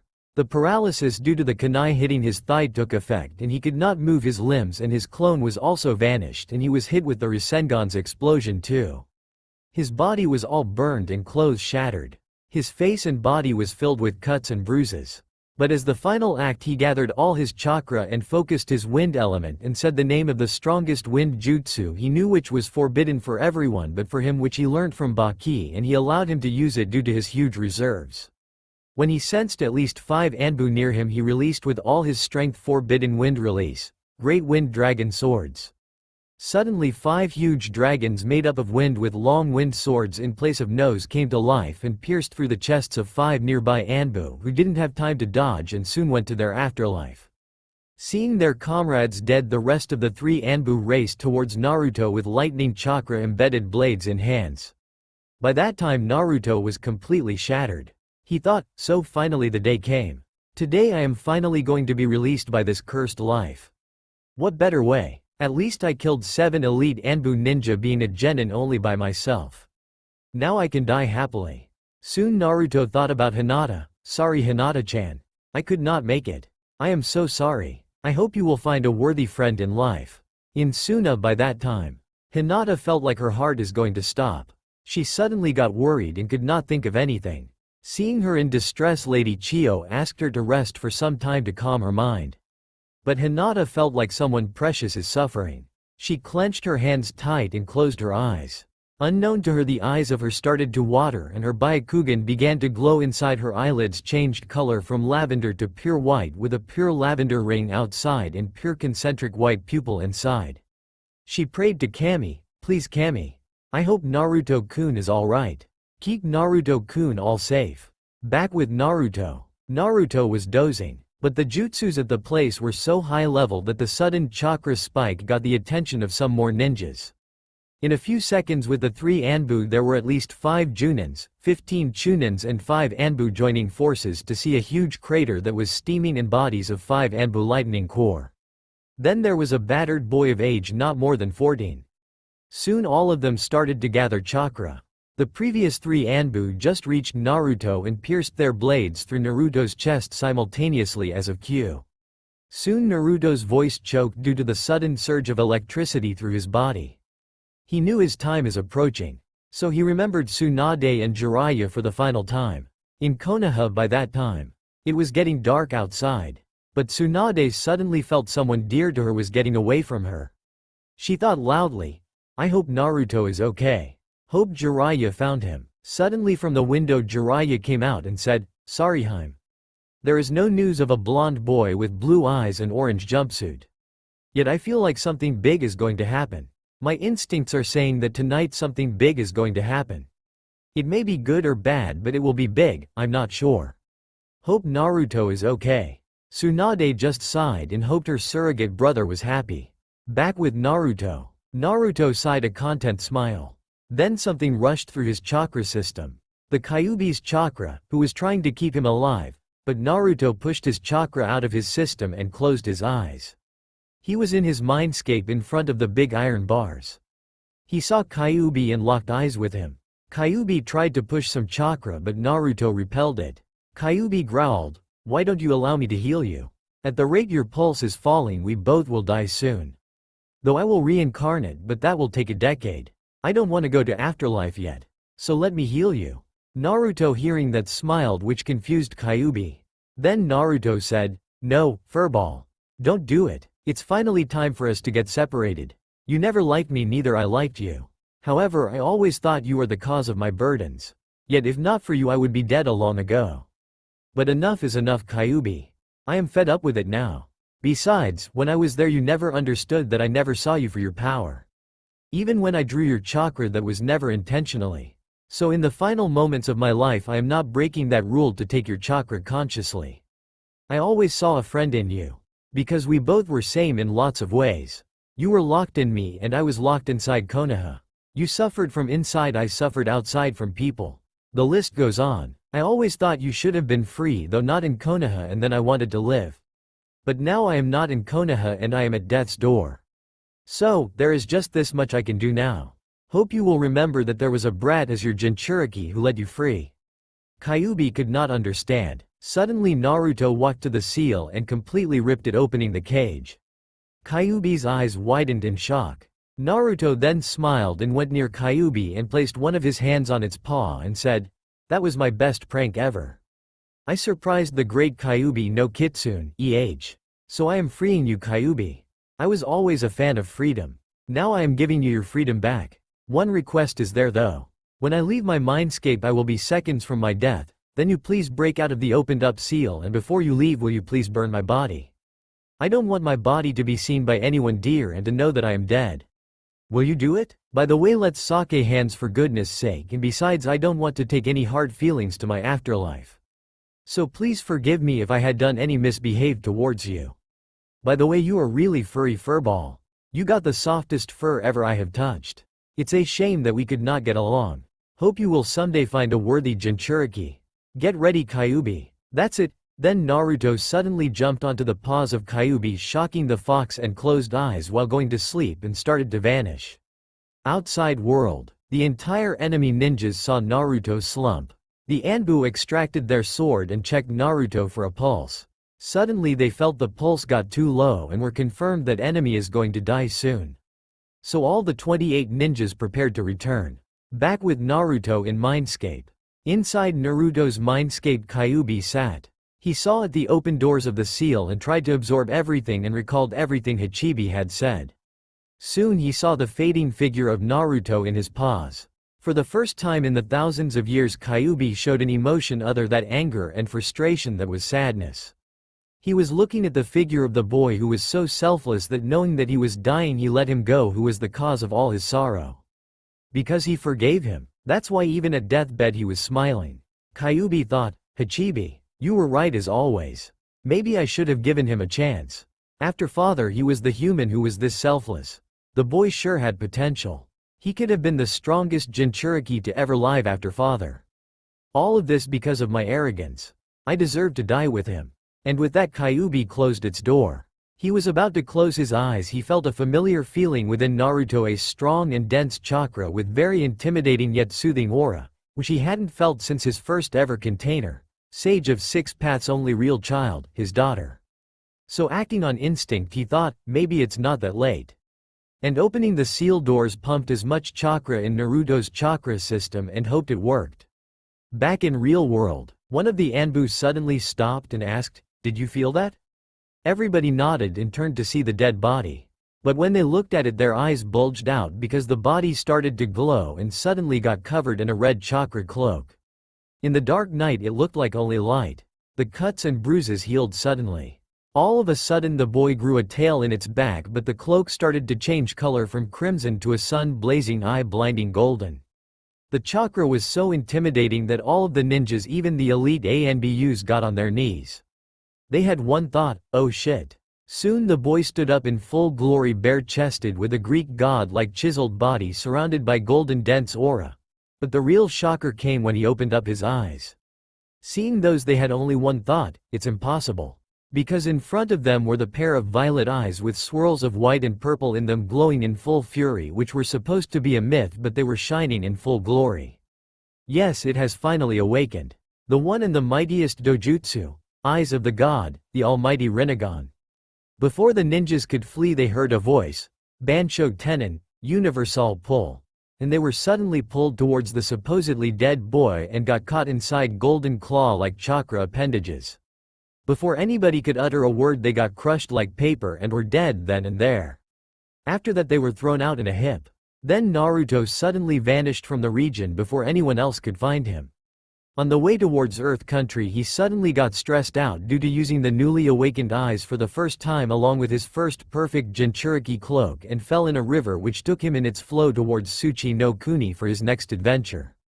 Almost after 2 months of Naruto's departure, the council announced that they require a new leader to resolve internal dispute among them. All of the sand villagers were very happy. The councilors asked for candidates to fill the form and submit.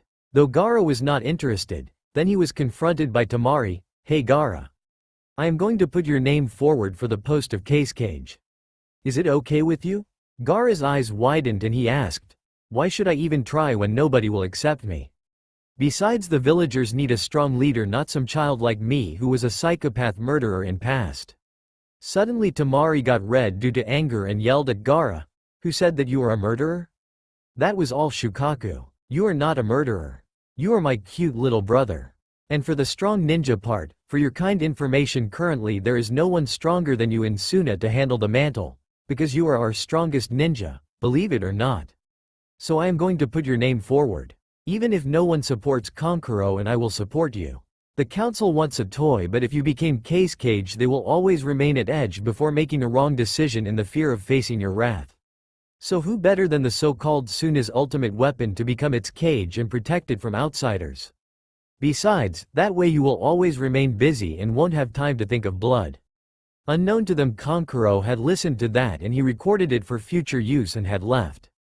Then Gaara said, but, I want to protect only you and Kankuro. Only you two are my precious people. I want to save you.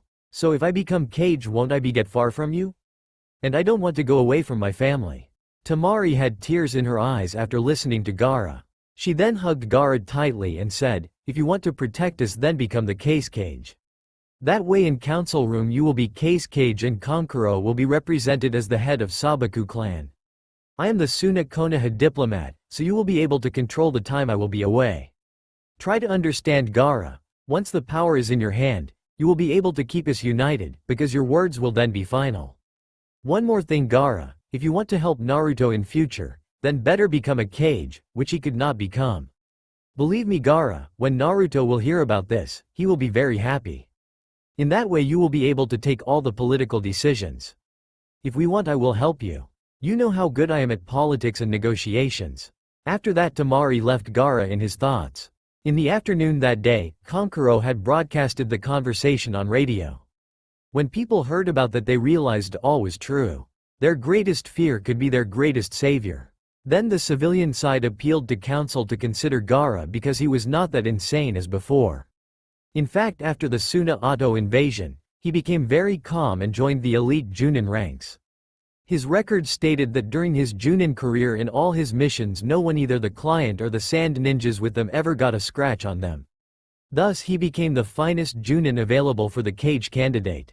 Soon there were some discussions, and that evening Gaara was summoned to the council room. In council room everyone was at edge just by his presence. After a while one councilwoman stood up to bow before Gaara. "We are sorry for our behavior towards you, Gaara-san. But we now have understood our mistakes. We want you as our savior. So will you please accept the mantle and become the 5th cage?" Everyone was silent because Gaara didn't say anything but looked at all of them critically with no expression in the eyes. Several people were murmuring. Some were in favor and a few were not. Soon one counselor spoke. "Why should we choose him? He is just a 16-year-old boy, not some adult. He can't even save his own family if attacked. Look." He could not speak anymore as Gaara encased him in sand and his sands were swirling violently. Looking at this, the counselor's personal guards tried to attack Tamari, who didn't have her fan in the chambers, but before anyone can do anything they were crushed in sand and crippled viciously. Everyone's eyes widened in horror, thinking Gaara lost control. The remaining candidate and counselors started at the doors but were blocked by sand wall. Then Gaara turned around. Unknown to the counselors, Konkuro had placed a hidden camera, and all of this was broadcasted throughout the village and sands. Everyone was at edge seeing the state at which Gaara was and thought it was reasonable because her unarmed sister was being attacked. Soon Gaara turned around and spoke in his regular voice. "You should not have done that." And crushed the counselor like he was a tin can. His sands were drenched in blood. At this all got horrified, but they exhaled air which they didn't know they had held back in lungs because Gaara was in control. Then he turned to the rest and spoke with steel in his voice. "Look. I don't care what your decision is. But stay away from my family. I will kill anyone who attacks those who are precious to me. They accepted me their whole life, not like you who despised me because of Shukaku. Whoever becomes the leader among you, but keep in mind you keep one step inside the line for my family, and I swear you will see what I will do to protect them. I will kill them, whoever it is, cage or not." Then Gaara left with Tamari bounded inside the sands. Everyone sighed in relief as the atmosphere calmed down. Then nobody said anything for a while, but soon a fat old man named Kamato Boru, a supporter of the crushed counselor, spoke. "You saw what he did. He is ruthless against anyone who did wrong. He didn't even give him any chance to apologize.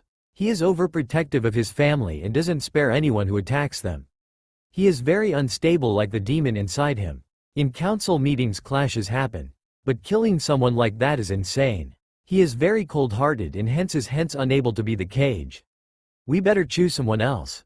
He reasoned, trying to convince Otters. But he was so wrong. Listening at his words, several people from Shinobi side realized that Gaara was like that, what they currently needed in a cage. A cold-hearted yet lover of justice who will go out of the line to protect anyone dear to him. Soon one counselor asked the Junin commander, "What do you think, Baki? Should we still press on Gaara becoming the cage or choose someone else?" Baki smirked inwardly. He was confirmed from the recent incident that they were not concerned about village, rather about themselves. Because if Gaara becomes the cage, then they will have to choose the accurate words before opening their mouth to demand something. Because one wrong word and your eyes will open in afterlife. He could literally see the fear in their eyes, thinking that under Gaara it will be like a proper military village, completely disciplined. And Baki loved discipline. He knew he must speak carefully so that no one could argue against him, because as the Junin commander his opinion and recommendations were looked upon high regards, and if he could reason perfectly, then maybe his dream to work under a worthy cage may come true. Besides, as Sabaku siblings sensei, he could relate with Gaara more adeptly than others and could turn the Sand Village's status to go higher. So he then spoke, "Kamato Boru-san. Before this meeting started I was not in favor of Gaara. So if you had asked me, then I would have named someone else from the remaining candidates." Hearing this, Kamato Boru smiled, thinking Baki sided with him. But soon he frowned when Baki opened his mouth again. "But after the current incident, I am bound to say that there is no one more eligible than Gaara to be the cage. Because as you said, though he is young, he is our strongest ninja. You just witnessed as proof of what he did to the Junins. Besides, that's not the problem, as he will have advisors for that. But my point is, he is very fond of justice because of the injustice he got in his whole life. He is ruthless against them who dare to overstep the line between him and his loved ones.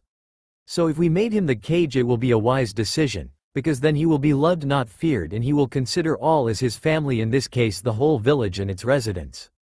As you all witnessed a few moments ago what he does for protecting his loved ones, then you could easily imagine what he will do to protect all villagers if he considers the entire village as his family.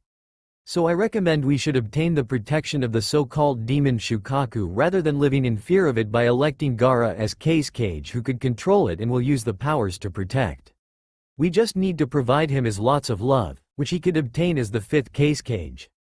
So I, Baki, Junin commander of Suna, hereby support the decision of making Gaara of the Sabaku clan to be instated as Case Cage of the village hidden in the sands. Gaara was walking through the corridors of Case Cage Tower with Tamari. When he came to the exit he saw what he never imagined. All the villagers were there demanding him to accept the position. He could hear, "We want Gaara, Gaara. You are the best. We love you," and even could hear some squeals, "He is so handsome and mysterious." The look in the eyes.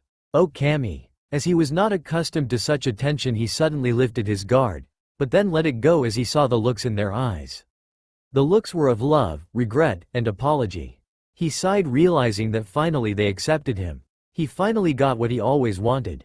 He had proved his existence to everyone. But he thought how it happened. He then saw the screens all over Suna playing the talks and actions which occurred inside council chambers. He then saw Kankuro waving hands and smiling mischievously, which proved everyone saw everything and that made them to believe in him. He smiled, "Kankuro, you truly are a brother." Soon every councillor came and declared that by people's choice and by the anonymous vote resulting 20-3 in favor of Gaara, they have elected Gaara as the Godem Case Cage. To say, Gaara was shocked would be an understatement. Never in his life had he thought that he will rule the place which used to hate him. After 2 days he officially became the Case Cage. How did this happen? When you will know that I have achieved that you wanted to achieve in your village, it'll be seen your face. He came out of stupor when the meeting was about to end. A ninja from Lady Chiyo informed that something happened to Hinata last night and she wanted to see him soon. Gaara immediately dismissed the council and left for the hospital. At hospital, on a bed Hinata was lying. Her body was shining like the white moon, especially her closed eyes. Near her bed was Lady Chiyo. She was rather curious than concerned. Suddenly the door opened and in came Gaara in his Case Cage robes. He saw Hinata. He became serious because he always thought Hinata a responsibility which Naruto had requested him with till he comes back. So he asked, "What happened to her? To me she looks sick. But something tells me there is more to her than that?" Chiyo bowed before him and said, "Hi. Case Cage-sama. Last night she suddenly became sick and suddenly started crying. First I thought it was hectic stress and the hardcore training she is undergoing, but during the whole night she was going on and on about Naruto-kun. Just a few hours ago she became stable and then it seemed like she got relaxed all of a sudden. Then her body started to glow, especially her eyes. From all of my experiences, I came to one conclusion, that it's because of her attachment to that boy. She has very deep feelings for him. Could you clarify a bit?" Gaara asked. "I am not fully sure about what I am going to say, rather it's a suspicion. The girl is bearer of one of the 3 superior Kekkei Genkais, Byakugan, from which the fearsome Sharingan was created. Of course that is a belief. But if we assume that these 2 jutsus are like 2 sides of a coin, as the name suggests, Sharingan, Devil's Eye, and Byakugan, Angel Eyes, then we could find it disturbing that how come one, i.e. the Sharingan, needs dark emotions to achieve gradually to its 3 Tomo stage, but Byakugan does not react to any feelings? So I think her eyes are getting influenced by her strong feelings towards the boy. They feed upon her feelings. I think while Sharingan needs negative feelings, Byakugan needs positive. In this case the girl's love is a very pure positive feeling. And her feelings became so strong last night that the eyes could not adjust to such huge amount of feelings and over-absorbed them." Chiyo replies. Gaara looked at her impassively. "What does that mean?" Gaara asked, being worried. Lady Chiyo sighed. "To put it simply, I think her Byakugan is evolving or transforming. I guess her Byakugan is changing to next level. But that is a guess." Chiyo replied. Gaara simply nodded and ordered, "If anything new comes out, let me know first. Till then don't mention anything about that to anyone unless we are sure." Chiyo nodded and Gaara left the hospital. Meanwhile in Konoha, It's been more than 1 year since Naruto was banished. Not that anybody misses him other than Tsunade, Jiraiya, who tended to remain out of village for longer after that, and probably Ayame and Tucci, because he was their best customer and now their business was on a lower side. The Hokage tended to divulge in work and sake after that because she missed her annoying surrogate brother so much. Yet that was not the only reason. Her apprentice Shizune got pregnant 2 months ago and went on maternity leave. The council caught up on this opportunity and forced her to take another apprentice who could be proficient in medical jutsus under her tutelage. The said girl was Haruno Sakura. The same girl from the ex-Konoha 11, called Naruto a monster after she knew about him. Now the slug Sannin was forced to teach her in medical ninjutsu. She cursed her luck a lot, because if Shizune didn't go on leave, then she won't have to take another apprentice. According to her, Sakura had changed a bit. She got somewhat serious in being a kunoichi, became a chunin. That was because her mother was head of civilian council. Her control over chakra was a lot better than some of the junins, but that was because of her smaller reserves. But the worst part was her anger had not subsided at all, rather increased after Sasuke was imprisoned by Fire Daimyo to the level that anyone who slightly commented about her forehead got severe beating, and some cases were worse where the victims were attacked by her chakra scalpel. Overall, according to Tsunade, she was annoying and they both never got along well during the short period. The more annoying thing was the council tried their best to get their precious last Uchiha out of the prison under the daimyo. After a lot of talking, the daimyo finally decreased his punishment from 2 years to 18 months. So now the bastard was just 3 months away from returning to village. That was not the only problem for Konoha though. Some days ago, she got the words that Gaara became the Godem cage. The news was like a shock to the entire council. She could still recall the faces of people who just sighed. A lot of, are the Suna council insane? To make a demon their leader. And someone said, troublesome, just by the fact that their alliance with Suna will get bitter after that, because everyone knew that the new cage thought of Naruto as a brother and even prohibited Konoha ninjas from entering the Sand Village. Now that he was their leader, he may cut down the alliance. True to their fear, just after a week of the news reached Konoha, Suna sent the final check of 10 million ryo at a time rather than usual 3 million, along with a scroll stamped by the cage for the Hokage. After reading the letter, everyone was visibly sweating, because Gaara had cut down every trade route with Konoha, which will have a huge negative impact on their economy. Not only had that, he paid all of the rest money which was demanded from Konoha for the invasion. Now the alliance was on a thread that if anyone attacks Konoha, Suna will join Konoha to fight against them, and they expect vice versa. A lot of comments and hard words were said against Suna that day, and Danzo even proposed to attack. But Tsunade stopped them that after the back out of Wave and Sand Village, their already dwindling economy will fell down more.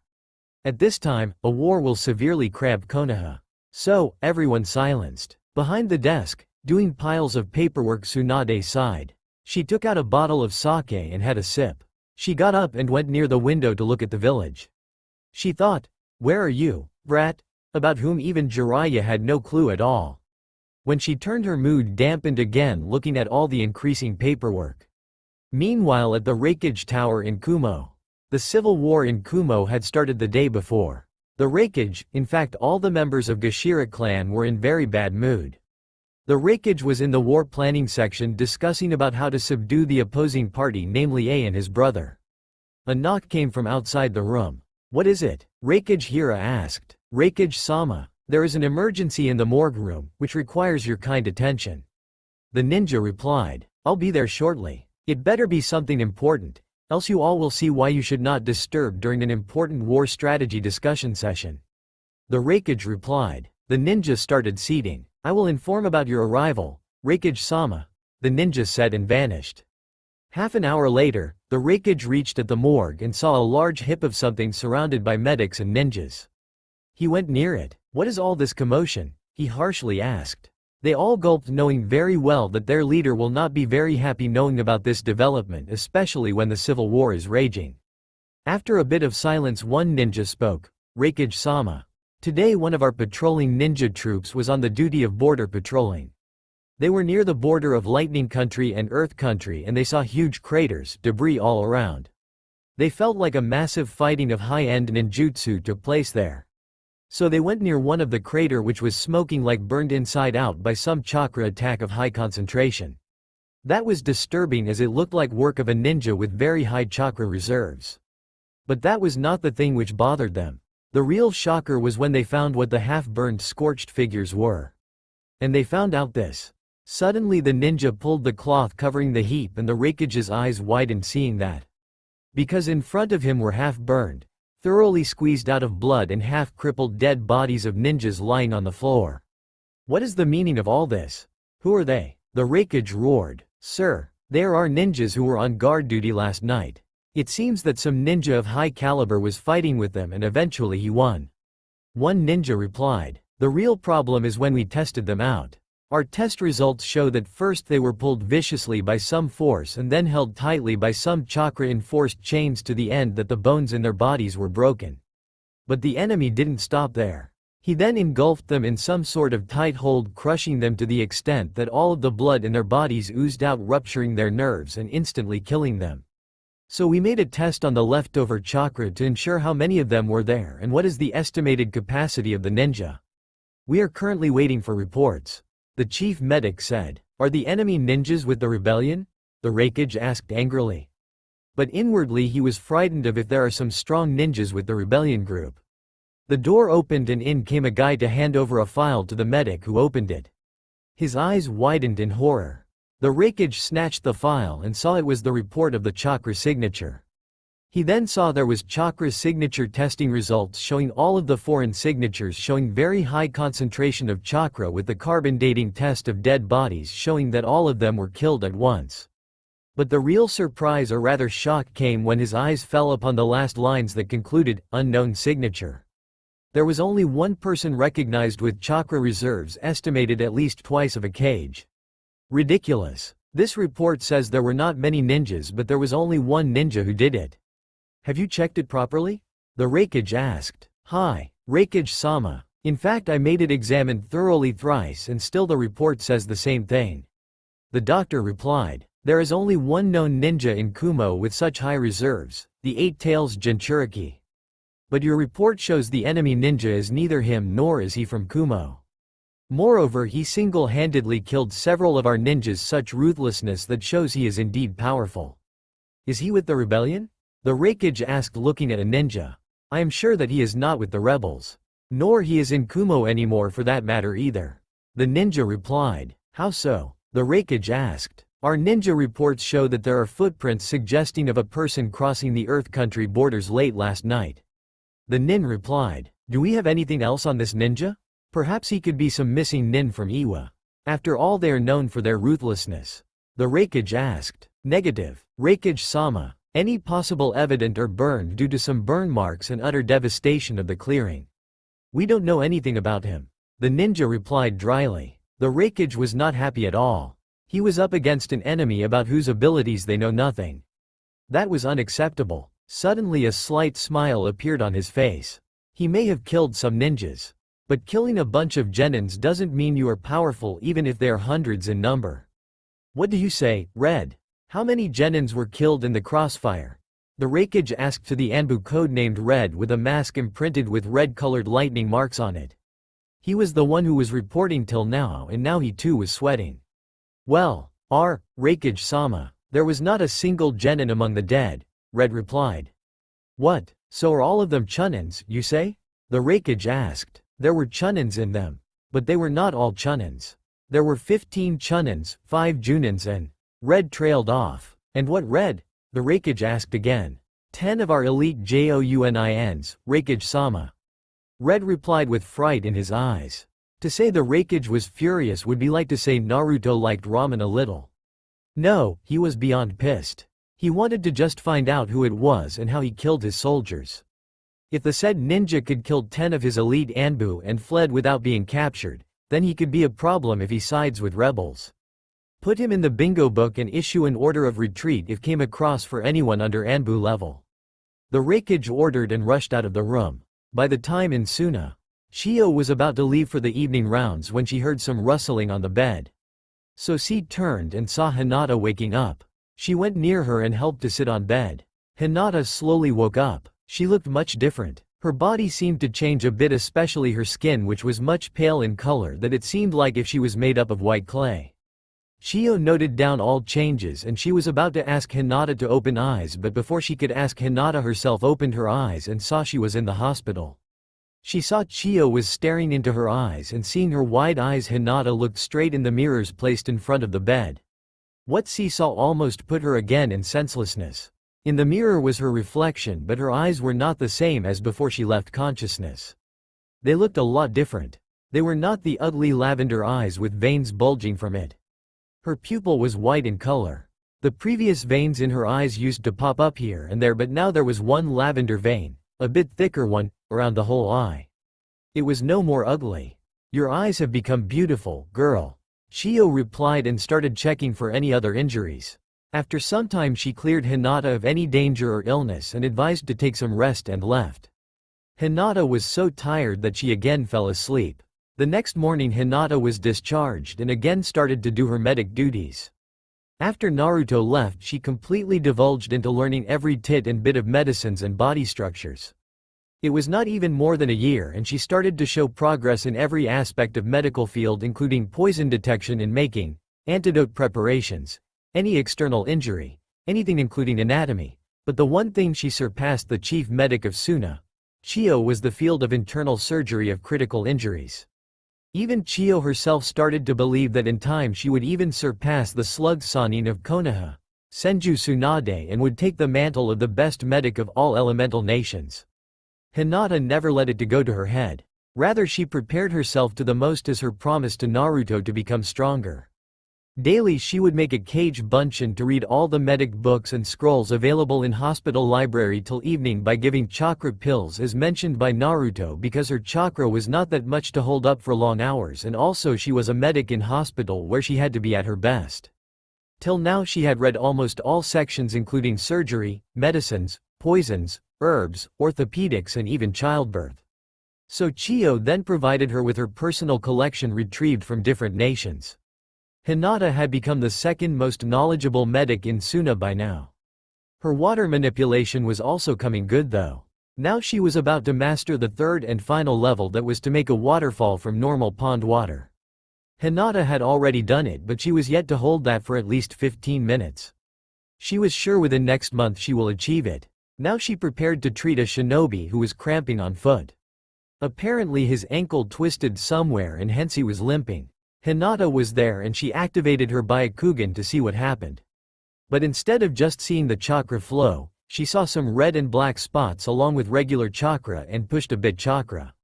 To her amazement, she felt like her chakra control was much better suddenly, and she could send very thin chakra needles into one system to detect the problem, and that she did. Hinata pushed chakra to all red and black spots and they turned regular chakra color. Then she could see some shining white dots and presses, one on the ankle that was a bit bigger than other. Suddenly the ninja went on guard, feeling some pain in his foot, and jumped from bed. But when he realized that he was again standing perfectly without any trace of pain in the ankle, he could not believe it. A few moments ago he was in very painful condition and suddenly he was cured. Even best of the best medic would have advised to take leave for a week and rest. But Hinata didn't advise it. Instead she made him eligible instantly to join his duty. A senior medic had seen that and suddenly asked Hinata, "What did you do?" "I checked him personally. There was no chance that he could stand for at least a week." "How you treated her? Tell me." He was about to press on, but suddenly Chiyo came and told him, "That doesn't concern you. Every medic has her secrets." "Hi," the medic replied and left. "Now you both come with me." Chiyo ordered the ninja and Hinata into her cabin. She ordered the ninja to lay there without any dress minus his underwear and asked him it was because she wanted to test Hinata's ability in making body better instantly. The ninja knew he was being experimented on, but for the sake of Suna agreed. "What did you see previously, my dear?" Chiyo asked. "Chiyo-sensei, when I saw his ankle using my Byakugan, I saw two systems. One was the chakra system and the other was a green system. Those were situated in all muscles. I saw some difference in color in both systems at the points where the ankle was twisted and channeled some chakra which was much thinner than regular chakra needles." Then suddenly Ninja-san got up and was completely healthy. Hinata replied, Will you please see again the chakra system as well as the secondary system and mark each point individually with different pointers? Chio asked. Hinata nodded and marked the chakra systems in red and secondary systems in white. Chio proceeded to note down all and opening some scrolls started to scribble down some notes. Then she looked at Hinata. What were you thinking last night, dear? I was worried about Naruto-kun.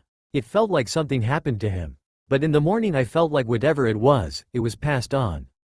So I got relaxed and woke up. Hinata replied in embarrassment. Whatever it was, it had some very good effect on your eyes, my dear. According to me now you can see the pressure point system as well as the tenketsu points. However, it seems that your eyes can now see the color in them and can detect automatically where the defect lies, not like your old eyes which could only detect black and white chakra signature. One more thing, look at the chakra points on the red system. You didn't notice, but now you can see more than just the limited 64 tenketsus issued by your clan. The numbers show that you are now able to see 128 tenketsus in total, including one sub-tenketsu point for one main tenketsu point in the chakra network. There are 3 sub-tenketsus per a main tenketsu point for a human body. And the new system you saw is the pressure point system. So I would say whatever happened with your eyes, it certainly made them not only more beautiful but also more adequate for the medical, or I should say the life-saving field. I think your eyes are still not evolved completely, but if you continue like this you will make them evolve completely very soon. Keep you the good work, dear. With that said, Chio and Hinata left. Hinata again started her good work with the patients. In a village in the Earth Country near the village hidden in the rocks. Naruto's unconscious form which fell into a river was flowing along with the river. Naruto didn't even know that he was in fact had entered in Tsuchi no Kuni. Soon he came to a halt when the river slowed down entering a plain region and somehow became a lot calmer. Kyuubi was at work by sending chakra into Naruto to heal his body quickly, but Naruto was still unconscious, both in body and in his mind too. He was very stressed out after his first time use of the Rinnegan, due to which his body started to reboot itself to suit its best for the use of the legendary dojutsu. During the week his body had suddenly hit a growth spot. Due to the activation of the Rinnegan and it accepting Naruto's body, Naruto's physical appearance was skyrocketed. Now he was having a body chiseled like a Greek god and muscles were slightly pulsing all over the body, not bulging heavily yet they were prominent due to the result of years of physical conditioning. There were thin outline of 6 abs pulsing. To give it a heavenly look he was completely bare from waist to head. To add even more spice to the looks he was soaked in water completely. The prominent change in his body was in his face, which now had lost all the baby fat and hence looked a bit longer with a broad jawline giving him an exotic manly look. His eyes were tightly shut though. The more visible change was his hairs which were a bit longer than they were and more unruly than ever. Looking more like the Yondaime Hokage. With 2 bangs of hair covering his face. They looked like threads of gold despite of being hairs.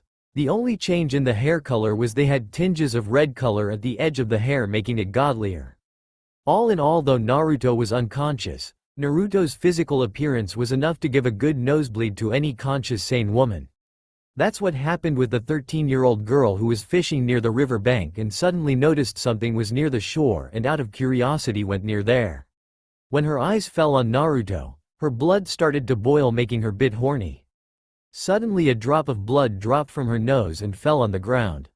She then controlled her nose by keeping a hand on her nose. She could not believe that such a handsome guy was lying on the ground. Out of curiosity she dropped her fishing rod and went near Naruto to inquire whether he was alive or not. She laced her hands on the boy's well-built abdomen and felt it was warm. That meant the boy was alive, much to her happiness, but was unconscious. She got relaxed a bit and could not help it out as her hands went out of her control to explore more of the boy's buffed chest, biceps, triceps and abdomen. Suddenly she came to a stop when she realized that she was in fact on the verge of a massive nosebleed. Then she took her hands off from Naruto's body to make a cup shape in front of her mouth. She called out loudly, "Hey, Keita! Look, what I got here!" After a while a lady in her late 70s came out from behind the bushes with red-colored hair with some strands of white in them flowing due to the wind of the shore. She was also having her own fishing rod and asked, "What is it, May? You just let me lose my fish. What on earth happened? Hey, Don't make such faces. Look, I was fishing here on this side and saw this guy was lying unconscious near the shore. I don't know who he is, but from looks he needs desperate treatment. I think we should help him. The girl, now known as May, replied. Since when have you become a social worker? Keita retorted and slowly went near Naruto. She examined him a bit and stated, Oh, so that's why you want to help him, He seems quite a catch girl. Nice fishing, I must say. Keita teased May, making her blush slightly. Look, don't know what you are saying? But he seems to be in need of urgent nursing. May replied with stuttering. After that both May and Keita went near Naruto. Then Keita suggested, we need to take him home. Else the situation may get worse. Then both of them carried Naruto on their shoulders and proceeded towards their residence. After they reached their home they placed him on a bed which was lying on the floor and immediately called for a doctor. After treating Naruto, the doctor said, he seems to be a ninja and his body is in severe strain due to overuse of some abilities, I guess. Any normal person would have died twice at least before bearing this level of strain and all over the body. But still he seems to be in pristine condition, and my god. What amazing healing. Within a few hours the cuts and bruises marks have already disappeared without any trace. At this rate he will come to consciousness within a maximum 2 days. So, see you then. Bye. May was happy and went to her home to see her father because it was already noon and she was getting late for lunch. Keita was left alone with Naruto. Keita sat down near Naruto and closely observed him.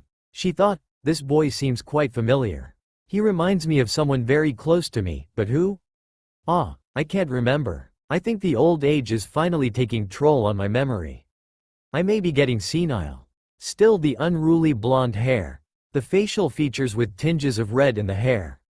Wait, red in the hair. But that red seems as of the Uzumaki clan blood red hair. But all of our clan was wiped out. Still, could he be another survivor? But he seems quite young. Not more than 14, at best 16, but Whirlpool was destroyed much earlier than that. Yet, could he be? She trailed off thinking. In Suna. Since the incident with Hinata almost a week had passed. It was a very fine day for the Godem Keisuke Gaara. It was a little over 3 months for him as village leader and everything so far was coming along good. The council was most happy about that, because slowly and steadily the economy of Suna, which fell to dump during the rule of the 4th Keisuke and later due to the invasion, was slowly stabilizing. It was all because their chosen Keisuke took some major decision regarding funds distribution, and moreover Suna got the alliance of Wave, though temporary, which was in desperate need of one of the hidden villages and their ninja support. Since then Suna paid full tax to the daimyo as their overall business skyrocketed as they could now sail on sea, thanks to Wave, and also the extra 30% budget hike by the Fire Daimyo. Now it was even better as after a long period of ignorance the daimyo of Wind Country was visiting the hidden village. He was the son of the ex-daimyo who died of old age a few months ago and left his throne for the successor. Gaara was eagerly waiting for the opportunity to gain some extra funds and to make relationship a bit better with the new daimyo, which was at threshold during the reign of 4th Keisuke. Alongside him were his 2 advisors Baki and Tamari. Soon after a long wait the caravan of Wind Daimyo arrived, heavily guarded by samurai soldiers and some selected sand ninjas. Gaara went to the caravan to welcome. Soon the daimyo's caravan door opened and out came the daimyo. He was a fair man in his early 30s and a healthy body, neither very thin nor very fat. He saw Gaara. Good to see you arrived to Suna Daimyo-sama. I Sabaku no Gaara, 5th Keisuke of the Hidden Sand Village, welcome you heartily to our village. It's an honor to have the Wind Daimyo after so long. Gaara greeted. It's nice to see you too, Gaara dono. I, Shingen no Rei, the current Wind Daimyo, accept the offer wholeheartedly. I see you have changed the environment of the village quite a lot. I am looking forward to my stay in here. The daimyo replied. Suddenly the sound of a faint cry was heard inside the caravan. Gaara was a bit tensed. Soon a lady in an expensive white kimono came down the caravan. She was very pale in color and very gorgeous. But the noteworthy part was her belly, which was bulging, showing clearly that she was pregnant and was on the verge of giving birth anytime. Gaara thought he was not prepared for that. So she looked at Tamari, who saw the worry in Gaara's eyes and smiled, assuring that she had already informed the hospital staff. Gaara relaxed and turned to Wind Daimyo, giving a questioning look about the lady. I want you to meet my dear wife Shingen no Te. I thoroughly apologize for not informing about her arrival along with this in the letter. You see, the daimyo trailed off when he saw the lady was about to faint and he didn't have time to catch her. He got worried because as his wife nobody else were to touch her bodily according to the tradition. The lady fell down suddenly but not on ground. Gaara made a makeshift bed of sand to catch her. The daimyo relaxed. I am sorry Dio-sama, but if I did not catch Lady Daimyo then she would have fallen on the belly, which could have negative results. Besides, I know about the tradition very well and hence I am within my limit to not touch her bodily, but it is my sand that caught her. Gaara replied with a bow. It's the very thought that saved us to face any unwanted repercussions. Thank you for the help. It will be better if we could talk in your office.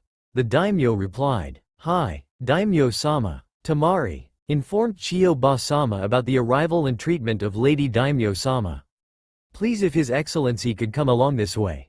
Gaara requested. Soon the daimyo left with Gaara and his wife was sent to the hospital to be attended by Chiyo herself. Soon both Gaara and Rai entered in the cage tower. Upon entering into the office both of them sat together without anyone interrupting them. Even all the Anbu stationed in the room were dismissed, leaving the Wind Daimyo and the cage alone to their discussions. Soon tea arrived and both of them had a cup in their hands. If it doesn't affect the relationship between us, Daimyo-sama, may I ask why Lady Te is accompanied with His Excellency? I don't intend to offend you, but she seems in no condition to travel and I think in the palace of our Wind Daimyo there is nothing that can't be arranged. We are honored to serve Lord and Lady Daimyo, still it doesn't sit well why Lady Te had to travel whereas she can have any facility at the palace. Gaara asked. Ah, now we can understand why you were chosen as the leader at such young age. Indeed there are reasons, but no one could find it. You are a true observer of things to see the matters hidden quietly. Indeed there are reasons. We are not offended you ask though. You see, as our wife is in this condition and the specialist team suggested taking her into a hospital for better care and availability of equipment. We could have left her in the hospital in the Wind Capital, but they upon examination informed about some complications during her pregnancy which could be cured by someone of high caliber. We at the time asked if we could take her to Lady Tsunade in Fire Country. But they explained that Lady Daimyo are in no condition for traveling long distances. Hence we were to settle with Lady Chiyo in Suna, who is known as the second best medic in all the elemental nations. And besides there were some death threats concerning our child to be born. Hence keeping her under our observation was the best option I had, because we didn't want to postpone our visit to Sand Village for any reasons whatsoever. The daimyo replied. I understand Daimyo-sama. I am increasing the security of Lady Te. 2 Anbu guards will always be there for any matter. I am assigning 2 of our current best medics at her service. Gaara wrote down a scroll and stamped it. Then he sent it to the hospital. We want to know who the other person you have assigned and is she any good for that matter? The daimyo asked. She is the apprentice of Lady Chiyo-ba-sama. Within a year she has improved so much that she could even surpass Lady Tsunade of the Sanins of the Fire Country. She is considered as the best surgeon at the moment within the Wind Country at the moment. Gaara described. Suddenly a ninja came in and before anyone can question he informed, Lady Te is in her labor and suddenly fell unconscious. Kage-sama and Daimyo-sama, forgive my trespassing but both of your presence is utterly necessary. Both of them went into the hospital. Upon entering they could see Lady Chiyo out in front of Te's room. She greeted both of them and informed, Daimyo-sama. Lady Te has fallen unconscious due to the fatigue of labor. The complications are far too great. Her body is very weak for pregnancy. Her internal injuries are far too complex. But we think it can be operated and though she is unconscious we think our top surgeon will be able to operate her. We need your authorized signatures for further proceedings. Then she handed over 2 official papers to sign. We would like to see Lady Te before signing on the paper. The daimyo ordered. Chiyo nodded and took him into the operation theater behind a screen. He could see the feeble body of his wife, sound of whimpering and very slow beeping of the IV. He cried out to see her. He went out of the OT. Then seriously turned to Chiyo and asked, do you think she could be saved? To tell the truth, her lack of eating has resulted into this situation. The chance of her survival is just above 5%. It will take a miracle to save her. Chiyo informed and sighed. The daimyo heard her and told he wanted to see the operation myself. Then Chiyo asked him he could see it but outside the OT where he can see everything via a see-through glass. He nodded and signed the document, then proceeded to watch the operation. The operation started and Tae was seen under too much pressure. After about 2 hours of trying hardly it could be seen that the IV suddenly became too slow and Tae's nerves started giving up. All of the surgeons had given up and started to leave only two, Hinata and Chiyo. It's hopeless. We won't be able to save neither the child nor the mother. We tried our best. It needs utmost chakra control to create the only necessary instrument at the moment, that is the supreme scalpel. Unfortunately none of us have that. I think at this moment there is only Tsunade who could save her. Stop the procedure, Chiyo ordered. She came out of the room and went near the daimyo to explain everything that happened. She had a very wary look. Inside the room Hinata was standing, her chakra scalpel activated. In her thought, I can't help her. Why? I am so weak. All this studying of medicine scrolls and books and still I can't do anything. My Byakugan is not strong enough. Suddenly the images of Naruto severely injured and battered came into her view and she saw in them that she was unable to help him. I am not even able to help this small child who is not even born. How will I be able to save Naruto-kun? I failed you, Naruto-kun. She was on the verge of giving up when an image of heavily battered Naruto came into her thought, yelling, no matter what happens, I am not going to give up, because I never go back on my words. That's my ninja way. Suddenly she felt new strength in herself, boosting up her self-confidence. She was so perked up that there was only one thought in her mind, and that was to save the innocent Chind. Thinking all this with a determination that she never had, she channeled as much chakra as possible to her eyes, strengthening her eyes. Outside the OT, Operation Theater, Chiyo was about to declare the bad news to the daimyo, but before she could utter a single word everyone felt a very high chakra pulse coming from the inside of the OT. Every ninja stiffened at that. But soon they all felt like they are never relaxed before like now. The chakra was dense but so soothing that everybody felt relaxed. But when it kept on hitting like waves, Gaara, Chiyo and the daimyo all went to the glass doors to see what was happening. When they reached there, their eyes widened looking at what, or rather who was doing what. Chiyo entered into the OT and froze when she saw Hinata's appearance. Hinata was changed. Her lavender eyes were emitting white chakra rays towards the body of the lady daimyo, who by that time was back to normal health, and beside her was her little baby boy. They were staring at Hinata. Hinata's eyes were not regular Byakugan eyes. Her pupil was complete serene white surrounded by pale lavender border, and the previously unruly nerves were shaped up in a circular pattern around her eyes and were deep purple in color. The noteworthy thing was in Hinata's one hand was a very thin chakra scalpel which was densely white in color, and in another hand was some chakra gloves which were holding up the body of Lady Tae, and to everybody's surprise every cut and bruise were instantly healed. But that was not what shocked everyone. The most change in appearance in Hinata was a single white feathery chakra wing that was sprouting from the left side shoulder of her back, along with the lavender tattoo-like marks surrounding her eyes radiating calm and soothing light to the extent that instead of crying the baby was giggling happily. Overall Hinata was looking very angelic. Then suddenly Hinata's hands stopped glowing and her eyes turned to their previous appearance.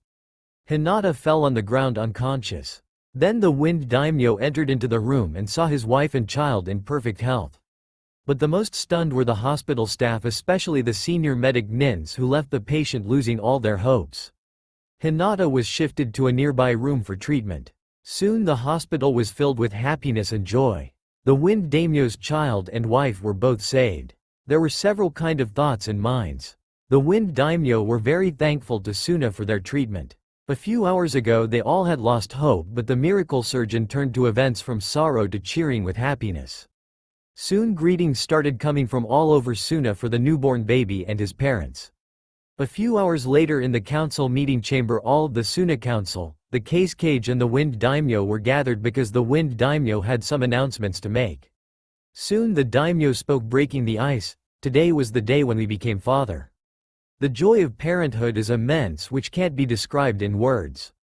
To attain the happiness, the Sand Village helped us a lot. A few days ago we were thinking of hiring Tsunade, the Godem Hokage of Hidden Leaf Village in Fire Country, for the treatment of our beloved wife. Then we were thinking why we don't have someone like her. The case of our wife was truly complicated to the extent that every doctor in Wind Country had lost their hopes. We were on the verge of losing of our wife as well as our unborn offspring. But the surgery here last night changed our worry to our happiness, for that we are most thankful. Hence we are increasing the budget of Suna from 35% to 60%. The room was filled with several sounds of, "Thank you, Daimyo-sama." When everything was subsided, the daimyo continued. But among them there was this 14-year-old surgeon, apprentice of Lady Chiyo, who played the most vital role when everyone including Lady Chiyo herself had lost their hopes, yet she kept on trying. Hence she was finally able to save 2 lives who are too precious to us. Hence we are giving additional 10% funding to directly the hospital of Suna to further increase their resources to create such miraculous young medics. At this, Chiyo's ears perked up, thinking about all she could do with this extra funding to improve the hospital. Now I would like to call Surgeon Hinata to be presented in front of the council. The door slowly opened and in came Hinata very nervously. She came to the middle of the room and stood facing all council members. "We are very pleased with your efforts, young surgeon. Being 14 years old never stopped you from trying to save a life where many experienced people failed. Hence by the authority as the Wind Daimyo, we, Shingen no Rei, approve your medical degree certificate and hence appoint you as the chief surgeon in the Suna hospital. Now for saving the 2 very important lives to us, we want you to ask anything you wish and we shall fulfill it." The council room fell silent to listen to the demand of Hinata. After a few seconds Hinata spoke. "Daimyo-sama, I am a temporary kunoichi in Suna. My aim was to learn everything I could about the medical field. I want to pursue it in my whole life in order to save as many lives as possible. Hence, I would like 2 things. First of them is the permission to go through the high-security forbidden scrolls, which can save a lot of lives. Those scrolls are under the protection of His Excellency himself, and those are in your palace, I have heard." Hinata looked up to saw the smiling face of the daimyo, who said, "Continue. We are listening. Secondly, if it is possible, I would like to leave Suna to travel all over the world to learn more, and I don't want to be a missing nin either. Hence I need the approval of His Excellency to continue on my journey after my probation period in Suna is over. Along with that, I want permission to enter Suna whenever I want to be back in Suna." Hinata finished. She had a lot of thoughts in the past few hours about her accomplishments and her ever-growing reputation as the top medic of the younger generation. While coming to the chambers, she also overheard the talks of 2 counselors discussing to permanently establish her as the Sand Kunoichi. So she got worried, but when she heard the daimyo, she immediately found a way to the solution. So she demanded it in front of the daimyo. The counselors erupted at this, thinking about losing a valuable kunoichi. Several protests of, "No, we can't allow her to leave Suna. She is just 14 and already our topmost surgeon. She has the potential to become the finest medic to ever live in all elemental nations. And, please don't allow her to leave Suna. Please don't think about that, Daimyo-sama," could be heard all around the room. After a long period of commotion, the daimyo's voice raised. "Silence!" The daimyo ordered, and suddenly all commotion inside the room subsided. A very noble thought to serve all the mankind. A very noble thought indeed, yet at such a young age. You, Miss Hinata, will grow to be great someday if you think of saving lives rather than killing like a lot of ninjas present in this hall do. Well, thinking from all prospects, we the fire daimyo are agreed to grant your demands. Then he wrote the orders in a scroll and stamped it. This scroll contains our agreement of acceptance of all your demands. Take it. Hinata received the scroll and deeply bowed before the Wind Daimyo. She then left the council chambers with the proof of her victory in her hand. "Finally, I am keeping up to my promises. When you come you will be happy, Naruto-kun. Where are you now?" were her thoughts when she left the cage tower.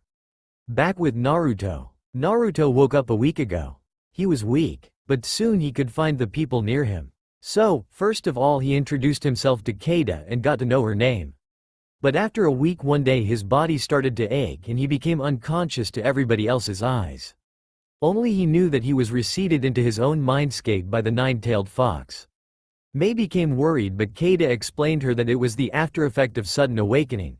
But inwardly she too was worried about losing another and probably the last of her clansmen. Inside Naruto's mindscape, Naruto walked in the sewer-like place again. He came face to face upon the nine-tailed demon fox. The fox was about to say something but Naruto suddenly jumped into the cage to hug Kyuubi. Naruto sat on the long snout and was holding the hair in there. "Thank you, Furball. You believed in me, so now on no more bitching to you." And Naruto stood up straightening his hands to greet Uzumaki Naruto. "Nice to meet you, the great Kyuubi no KT soon. Hope you are not gonna devour me for real. Hehehe." Suddenly Kyuubi started to shrink. Naruto got misbalanced and fell down on top of his head, but as it was his mindscape he didn't get hurt. When Naruto got up he saw a tall man with more than 9 feet height stood upon in front of him. The garments and jewelry on him were looking expensive. The man had 2 unusually slitted crimson eyes. On his head the hair was like crimson fire. But the noteworthy thing was the 9 distinct tails waving from his back. All in all the man looked majestic, elegant yet at the same time powerful. "Hey, now who are you? Where is that stupid fox? I was about to shake hands with him. Maybe he went inside the cage." Looking inside the cage Naruto called loudly, "Hey Furball, where are you? Man, come out. If you don't like the name then I won't call you that, fingers crossed. I promise we will be best of the friends. And I don't go back on my words because that's my nindo." The tall man's right eye was twitching at the foolishness of Naruto. He thought, maybe you have awakened the strongest of the dojutsus, my father's eyes. Yet you are not changed, the same stupid brat that is unfortunately as my host.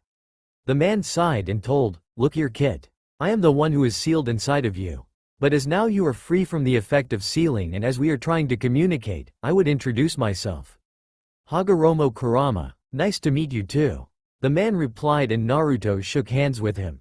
"That's good and all but where is Kyuubi? He has to give some answers about what happened to me and, wait. You?" Naruto spoke more like asked. Kyuubi smirked, looks like he figured it out. Maybe he is not so dense after all. He is maybe smarter. But he cursed himself for thinking of a Naruto not dense after hearing next words. Maybe he is much denser than what I first thought. "Who are you? Where is that fox? Hey, and what are you doing here in my mind? How you entered in here?" he started asking. "Hold on. Look, kid. I want to make clear that I am the Kyuubi no Kitsune. But Hagoromo Kurama is my humanoid form." The man that was now identified as Kyuubi snarled. Naruto was stunned with the revelations.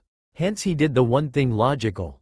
Thud. And Naruto fainted. That's all for now. If you enjoy then please like, share and do comments.